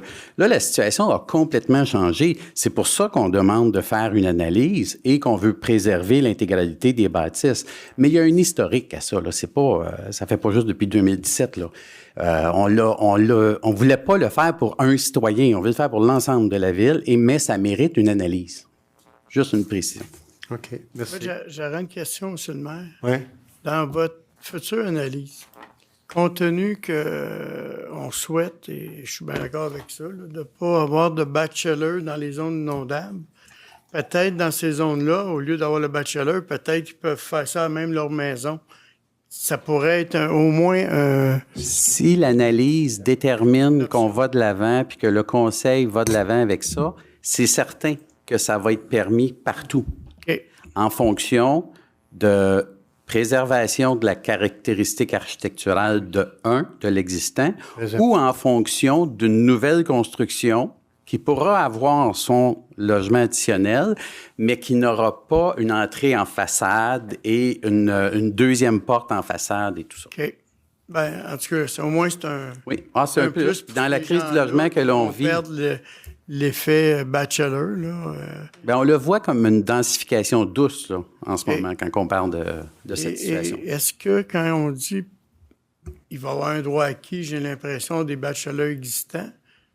Bien, les bachelors existants ne sont qu'en sous-sol, actuellement. Oui, exact, ce n'est qu'en sous-sol. Exact, mais il va être dans la zone inondable, lui. Il y a sûrement du droit acquis. OK. Il va sûrement avoir du droit acquis. Moi, j'ai peut-être une centaine de bachelors, là, dans le quartier, là. Pas tous dans les zones inondables, là, mais plusieurs. Sûrement. Okay. Merci. Excellent, merci. Commission des services techniques, Mme Mallette. Oui, M. le maire, nous avons une recommandation, mais avant, M. le maire, j'aurais une demande à vous faire. J'aimerais revenir sur le dernier dépôt, qui est à même celui qu'on fait aujourd'hui, dans le point 4, dans les échanges et informations. En regardant mes notes, J'ai omis le mois passé lorsque j'ai souligné l'effort collectif qui a été fait par l'entrepreneur lors des événements du 9 août dernier et ainsi que celui des employés des travaux publics. J'ai omis de vous demander s'il y avait possibilité de rédiger une lettre afin qu'elle soit affichée à l'intérieur. Ben oui, monsieur le maire, pourquoi pas? On y va, vous mettez votre autographe. C'est surtout pour qu'elle soit affichée à l'intérieur là, du tableau des employés aux travaux publics. C'est quand même là, assez particulier, un événement comme celui-là. Alors, revenir à nos moutons. Bien sûr, c'est un dépôt pour une recommandation. Mon collègue ici à ma gauche, vice-président, sera bien heureux et évidemment de l'annonce de la poursuite de la plantation. Alors, je vais lire la recommandation telle qu'elle est écrite. Bougez pas. J'ai dû revenir.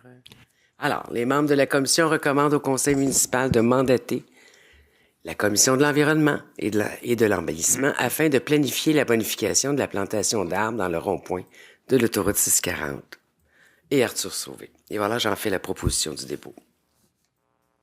Merci. J'étais pas là. Fait que c'était Je vais l'appuyer. Mme Mathieu, elle l'a appuyé, je n'étais pas là. Même si je suis bien heureux de votre recommandation, Madame la Présidente. Bien, merci beaucoup. Maintenant, M. Tessier, Commission des loisirs de la culture du communautaire.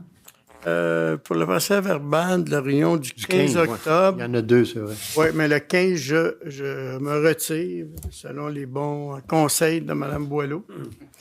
Fait, je vais me retirer. Alors, en tant que vice-président... Moi aussi, en fait, moi aussi, je vais devoir me retirer, en fait, parce qu'à la clause numéro 160, l'Association des citoyens du quartier de la Seigneurie va avoir une subvention de 100 $. Puis en tant que membre, même si je suis observatrice, je pense que pour éviter toute apparence de conflit d'intérêt, je vais me retirer. Retirez-vous. Sûr d'avoir quorum, M. le maire. On a quorum. M. Lamar, attendez un petit peu, Mme. Oui, absolument. Oui. On ne vous le dira pas.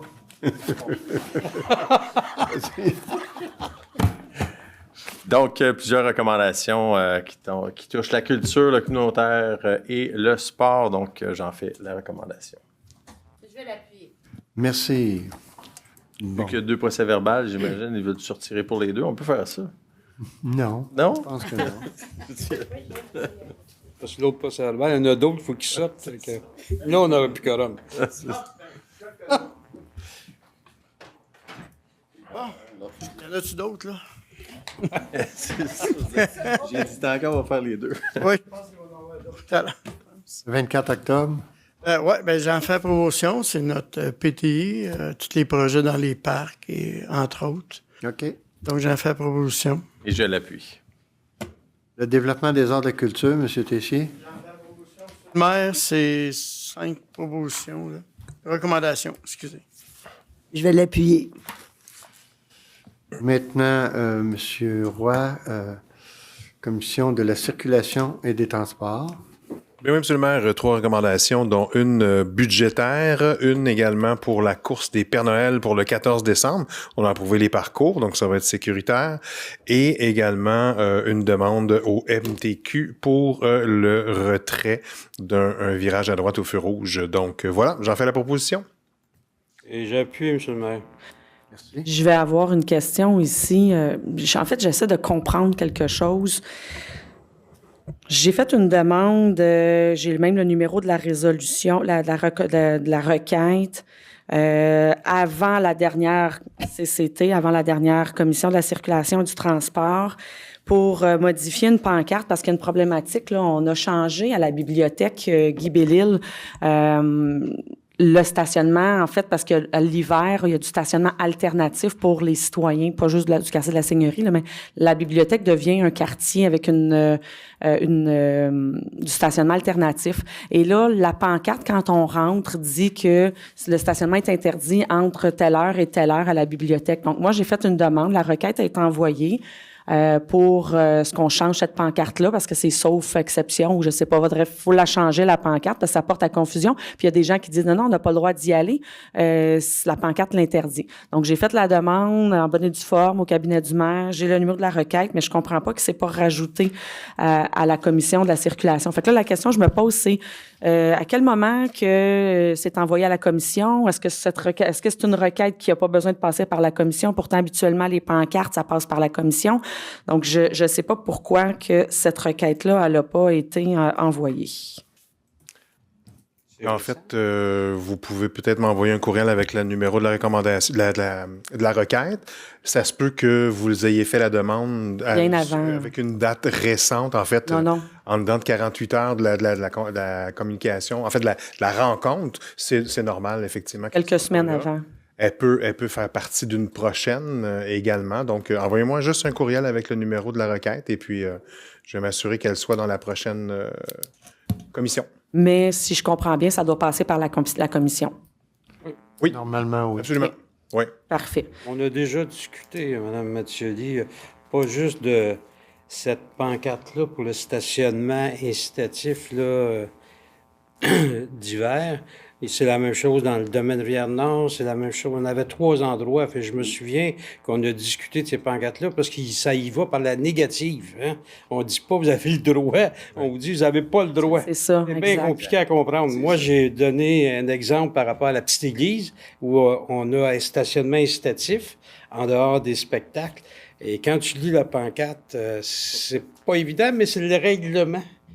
À cause du règlement, il faut y aller par la négative. Mais en tout cas, bref, c'est mardi prochain qu'on a notre rencontre. On sera mieux disponible Ben à oui, le moment. c'est ça. Ça serait plus clair. Oui, ou un code de couleur. Parce que la pancarte qui est dans la bibliothèque, c'est très clair. Là. Un coup que tu rentres dans la bibliothèque, tu le vois, c'est quoi qui est permis puis quand c'est permis. Mais c'est quand tu veux rentrer dans la bibliothèque, ça dit 0-7 heures, je pense, c'est interdit. Là. Puis, pour le bénéfice de mes citoyens, non, ça, c'est à l'intérieur, c'est l'autre qui est ici. Oui, excusez. Puis pour le bénéfice de mes citoyens de la rue Saint-Marc, merci. Enfin, ils vont avoir l'afficheur de vitesse qui va être installé pour l'année prochaine. Donc, depuis 2018 qu'on le demande, donc enfin, ça va avoir. Donc, merci. Si on a le budget. C'est ça. C'est une demande budgétaire. Fait que c'est à vous de pousser l'étude du budget. Et voilà.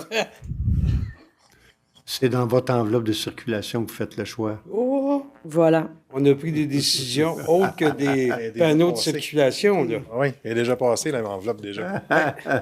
On est ces ballards, M. le maire. Oui, je vous indiquerai comment. OK.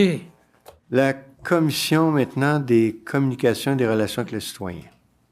Oui, M. le maire, une recommandation dont les membres recommandent au conseil municipal de l'utilisation de la trousse d'outils de communication imposée selon l'entente avec Éco-Entreprise Québec pour la récupération. OK. Et j'en fais la proposition. Et je vais l'accepter. Et je vais l'appuyer. Pardon. Encore ici, j'ai une petite question concernant le point des boîtes à idées, imaginons Saint-Eustache. Quand je regarde les 3 points là, qui sont demandés, en fait, il y en a 4, là, mais le premier, transformer un terrain vacant en espace public convivial au cœur du quartier historique au coin des rues Saint-Eustache et La Pointe. Ça, c'est un bâtiment, je pense. C'est là où qui a passé au feu, mais ça appartient pas à la ville, ça, ce bâtiment-là. Pas du tout. C'est ça. OK. Je voulais juste être sûre de bien comprendre la demande. Là. Je ne sais pas si on a répondu à la citoyenne ou au citoyen qui a posé cette question-là.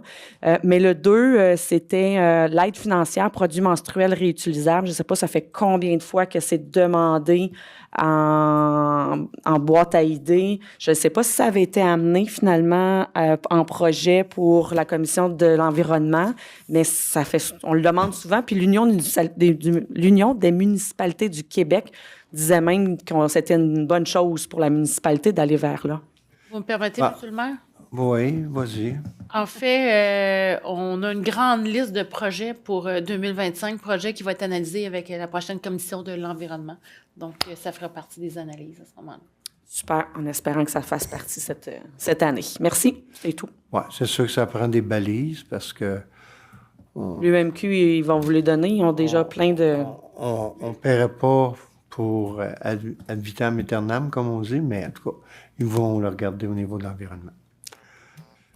Bon, c'est complet, parfait. La commission jeunesse, M. Lamar. Oui, M. Lamar. Ouais. Vous répondez. Ça va bien. Vous répondez, c'est correct, ça? Ben ouais, c'est pas... Je reprends. Mention d'honneur des membres de la commission jeunesse pour recommander au conseil municipal de féliciter et de remercier tous les acteurs qui ont participé à la réalisation de la magnifique murale sous le port de Sauvé. Et je recommande. Je vais l'appuyer. Maintenant, vous avez, au niveau du comité consultatif d'urbanisme, c'est comme d'habitude, là, il y a l'acceptation du procès verbal et de l'ensemble des PIA. Il y en avait pas mal. Vous avez 19 PIA, mais il faut souligner qu'il y en a 10 qui sont pour des enseignes, des changements d'enseigne. Rien, il y en a Quand même.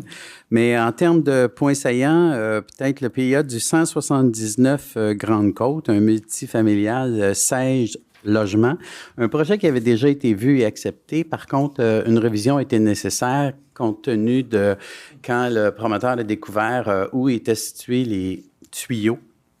Ça changeait l'élévation de la bâtisse qui avait un petit faîte qui dépassait le 9,5 mètres et il est revenu avec une solution, soit un toit plat. Alors, c'est pour cette raison-là que le PIA est revenu et qu'on vous le recommande. Et il y a également mention de l'ajout d'une clôture et d'une lunette de cèdre en marge arrière. Vous avez également le PIA du 113 Belle-Rive. C'est un projet aussi revisé qui introduit dorénavant un décroché à la bâtisse qui fait qu'il y a une bien meilleure intégration dans le secteur.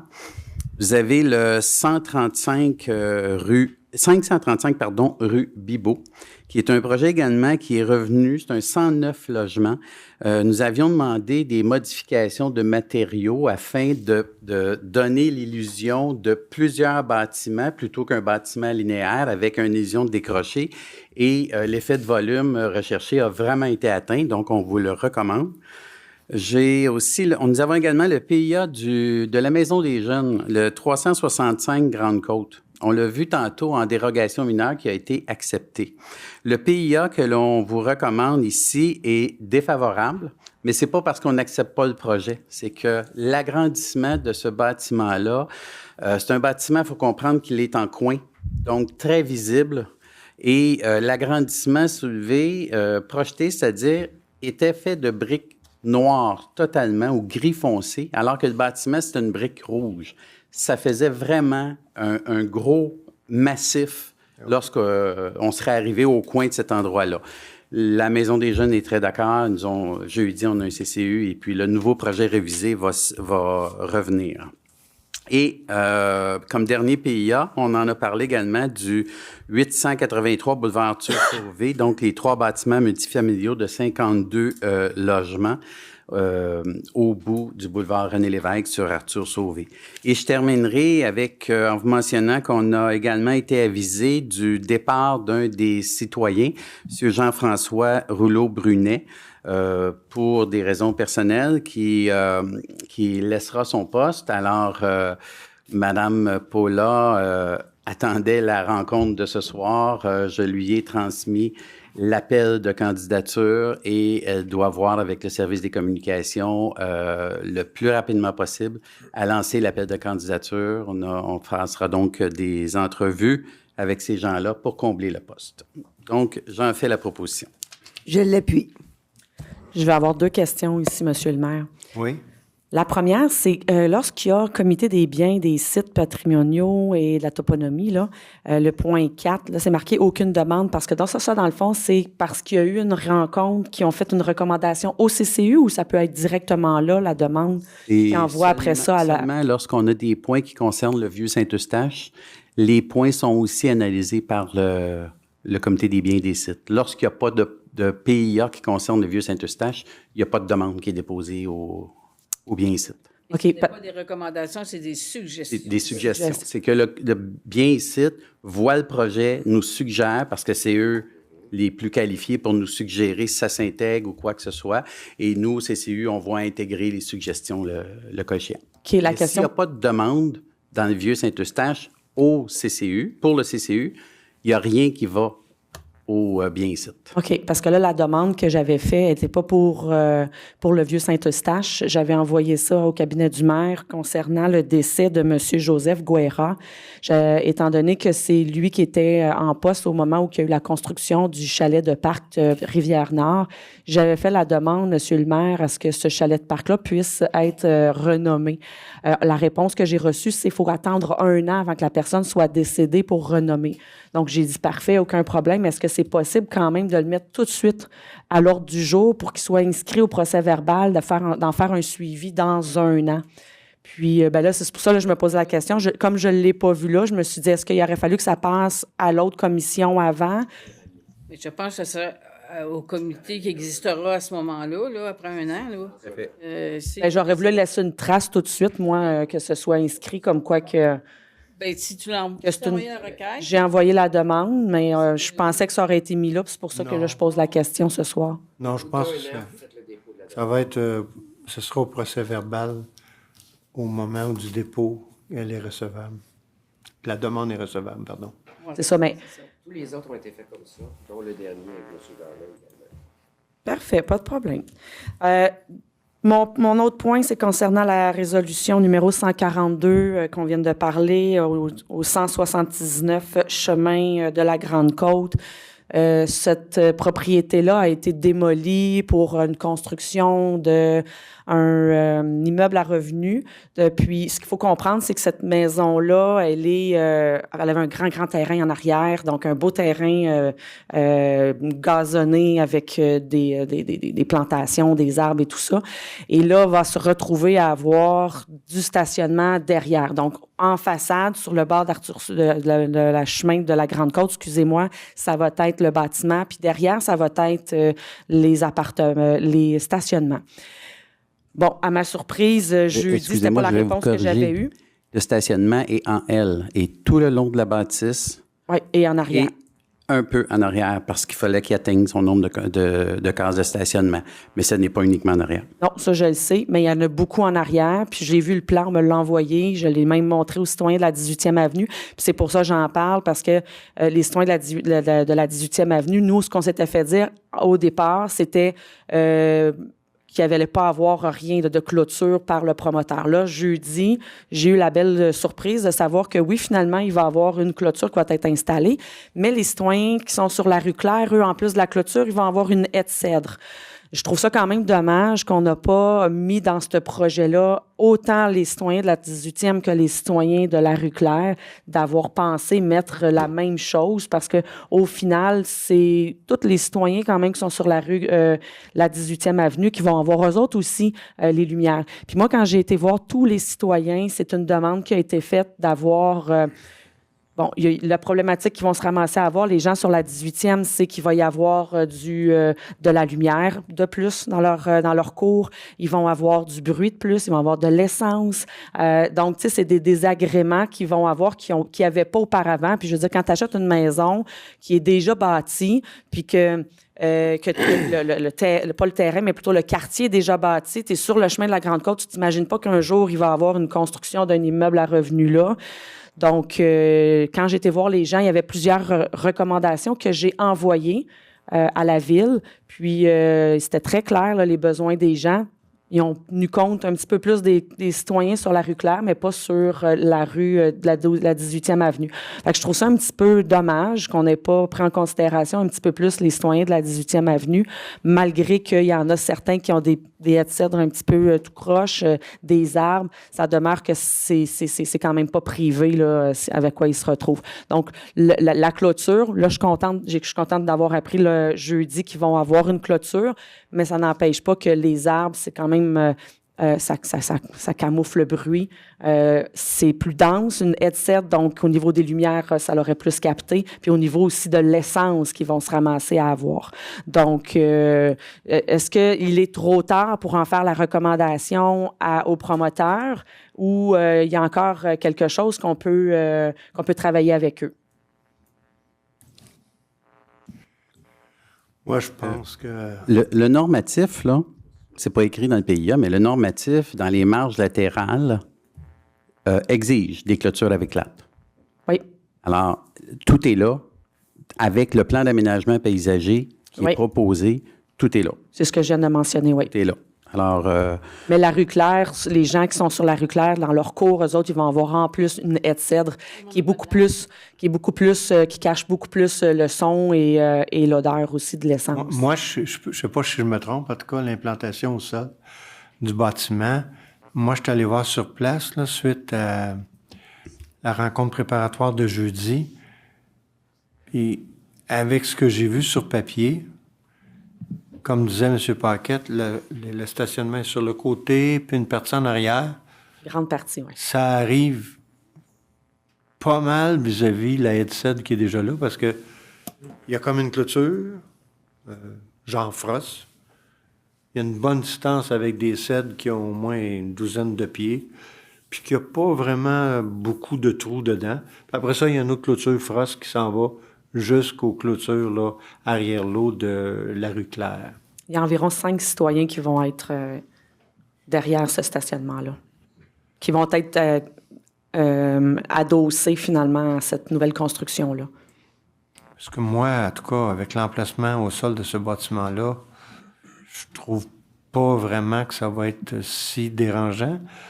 C'est quand même Maisonnage qui existe depuis, je pense, 2005 ou à peu près. Ah, mais peu importe. Vous avez un immeuble qui se construit dans votre cour, puis vous avez 16 à 20 véhicules qui sont que vous aviez pas ça avant, puis là, vous allez l'avoir. C'est beaucoup de bruit, c'est de la lumière, c'est de la pollution. Pas 16-20 véhicules en même temps, là, tu sais.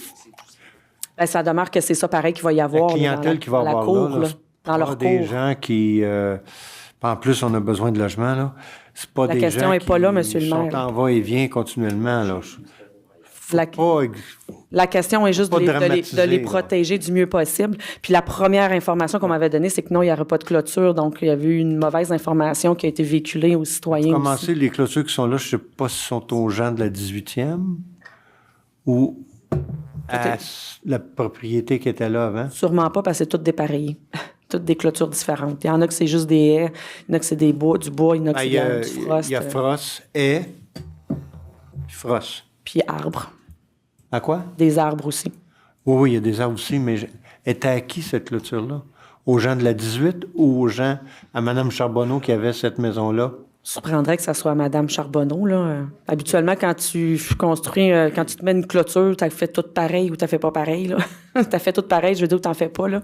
En tout cas, ça va être à suivre, là. Est-ce qu'il est trop... La question, est-ce qu'il est trop tard pour faire une demande? C'est déjà une révision. Ça fait déjà plusieurs mois que le projet attend.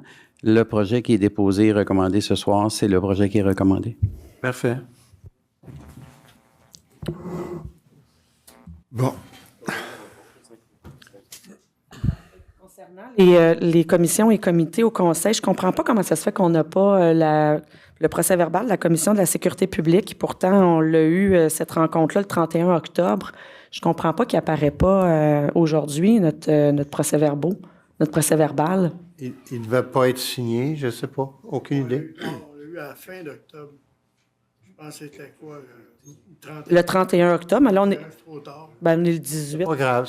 C'est pas très tard, là. C'est pas majeur. Ils donnent ça avant, là, par connaissance. C'est pas majeur.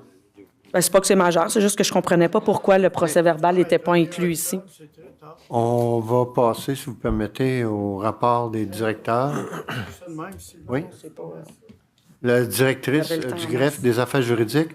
C'est indiqué acquisition parc nature. En fait, c'est 4 lots pour suite une non-entente, là. Ça va être en processus d'expropriation. Donc, il faut un proposeur appuyeur, s'il vous plaît. Je le propose. J'appuie, M. le maire. Vous avez ensuite l'acquisition d'un lot. C'est sur la rue des Clématides, je pense. Oui, toutes les 4 en même temps. Vous avez ensuite Sa Majesté, parce que c'est les autres qui ont le terrain maintenant. C'est un lot d'à peu près 1,5 mètres carrés. 1,2? Oui, 1,2, c'est ça. 560. Mis à part le volet monarchique, Monsieur le maire, je vais approuver, ça me fait plaisir. Je pensais que ça aurait été M. Tessier. Moi, je vais l'appuyer pour être certain que le roi, il n'y a plus d'affaires ici. Bref. Bye bye, Charles. Dors en paix.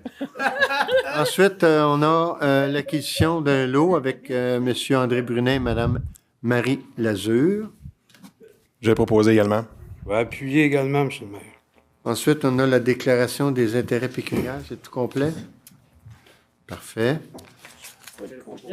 Non, c'est beau. C'est juste pour aviser. Ensuite, on a, avec les terres du possible incorporé, la conclusion d'un bail. C'est un premier pas là au niveau de l'agriculture locale avec la zone d'innovation agricole. Je propose, M. le maire, avec enthousiasme. Et j'appuie. Même que je me dois de mentionner que ça se déroule très bien, le projet de la zone agricole avec la personne ressource que l'on a, Valérie. Avance. C'est incroyable le savoir de cette personne-là qui est mise à contribution pour le développement de ce projet-là. OK. Merci. Maintenant, vous avez la politique qui vous a été présentée jeudi dernier, la politique sur l'utilisation des médias sociaux. Proposeur appuyard. Je vais proposer. Je vais l'appuyer. Moi, je vais voter contre. Je vais expliquer pourquoi je vote contre. C'est pas que je suis contre une politique, bien au contraire, là, je suis totalement d'accord avec ça. Puis je sais pas parce que je pense pas qu'elle est nécessaire. Au contraire, elle est nécessaire. Mais selon moi, elle va juste un peu trop loin dans la vie privée puis les droits et libertés, autant des employés que des élus que des citoyens. Donc, c'est la raison pourquoi que je veux voter contre. Ah bon. Merci. Ça vous appartient, mais c'est surprenant. On a maintenant la politique sur la netiquette qui vous a été présentée, proposeur appuyard. Je vais le proposer. Je vais l'appuyer. Ah.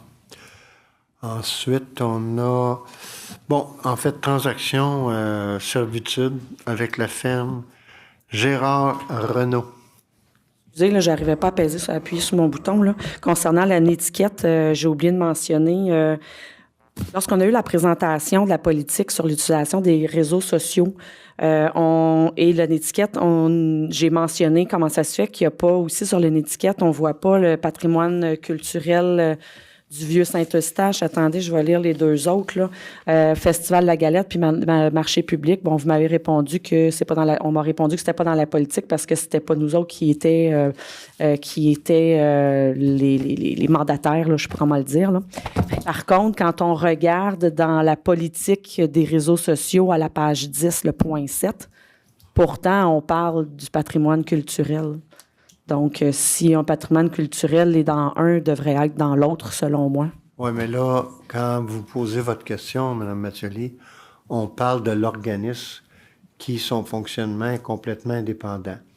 Par contre, la carte de sécurité qu'on peut avoir, la directrice générale, parce que ça fait partie de l'entente, là, avec cet organisme, c'est Mme Mélanie Séguin qui est là. Donc, on est en voiture, on est confortable, puis il faut respecter leur fonctionnement à eux, là. Oui, mais pourtant, on les implique. On a des élus aussi qui siègent sur le conseil d'administration, qui sont délégués à cet endroit-là. Oui, mais ça, c'est pas le point n'est pas là. Le point. Oui, le point est là. Mais non, le point est du fait que, attendez, je vais vous le lire, là, la clause, qu'est-ce qui est écrit. Un organisme de la ville, on ne peut pas l'inclure dedans. Bien, pourtant, on dit que c'est quand même nous qui administrons.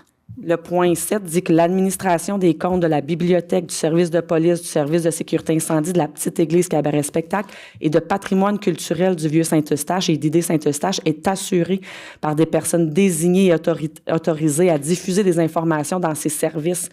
Donc, si elle est dans la politique, des réseaux sociaux, en principe, ça dit que c'est l'utilisation des comptes officiels de la ville. Elle est dans la politique des réseaux sociaux, mais on dit qu'elle n'est pas dans l'étiquette n'est pas assujettie à cette. Donc, il y a comme une confusion là. Il y a le patrimoine culturel du vieux Saint-Eustache, s'il est à un endroit, il doit être à l'autre aussi. OK. Merci de l'information. Regardez. Si c'est possible, peut-être de revoir ça pour faire la correction. Merci. Maintenant, on a la transaction au niveau de servitude avec la ferme Gérard Renault. Oui, M. le maire, je propose.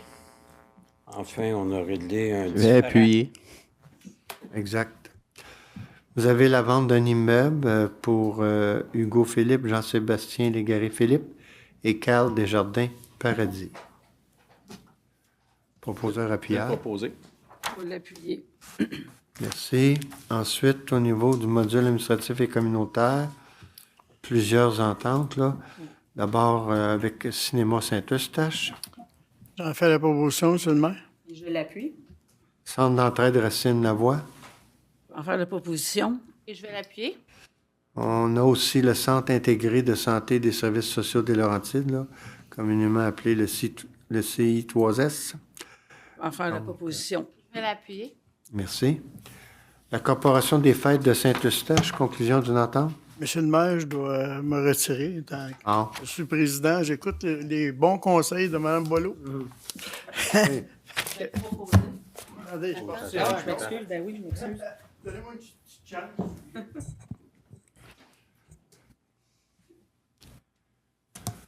Je vais le proposer. Je vais l'appuyer. Ensuite, demande d'aide financière, ministère de la Culture. C'est le programme appel de projet en appui à l'offre culturelle. Je vais l'appuyer. Monsieur Tessier. Ensuite, la demande d'aide financière, ministère de la Culture. C'est pour le projet Culture et Inclusion. Exact. J'en fais la proposition, M. le maire. Je vais l'appuyer. On a la directive linguistique de la ville de Saint-Eustache, donc la prorogation d'une résolution ainsi que l'adoption. Je vais vous le proposer, M. le maire. Je vais l'appuyer. Toujours dans le module administratif et communautaire, Festival Opéra Saint-Eustache, conclusion d'une entente? M. le maire. Oui. Jeunesse à tout. Je vais la proposer. Je vais l'appuyer. La mouvance Centre des femmes. Je vais le proposer. Et je vais l'appuyer. La Maison des jeunes de Saint-Eustache. Encore une fois, je vais le proposer. Le symposium, en fait, le symposium de Saint-Eustache. J'ai changé de nom, qui était le Symposium des Patriotes à l'époque. C'est pour ça que j'ai dit ça, oui. Oui, merci, M. le maire.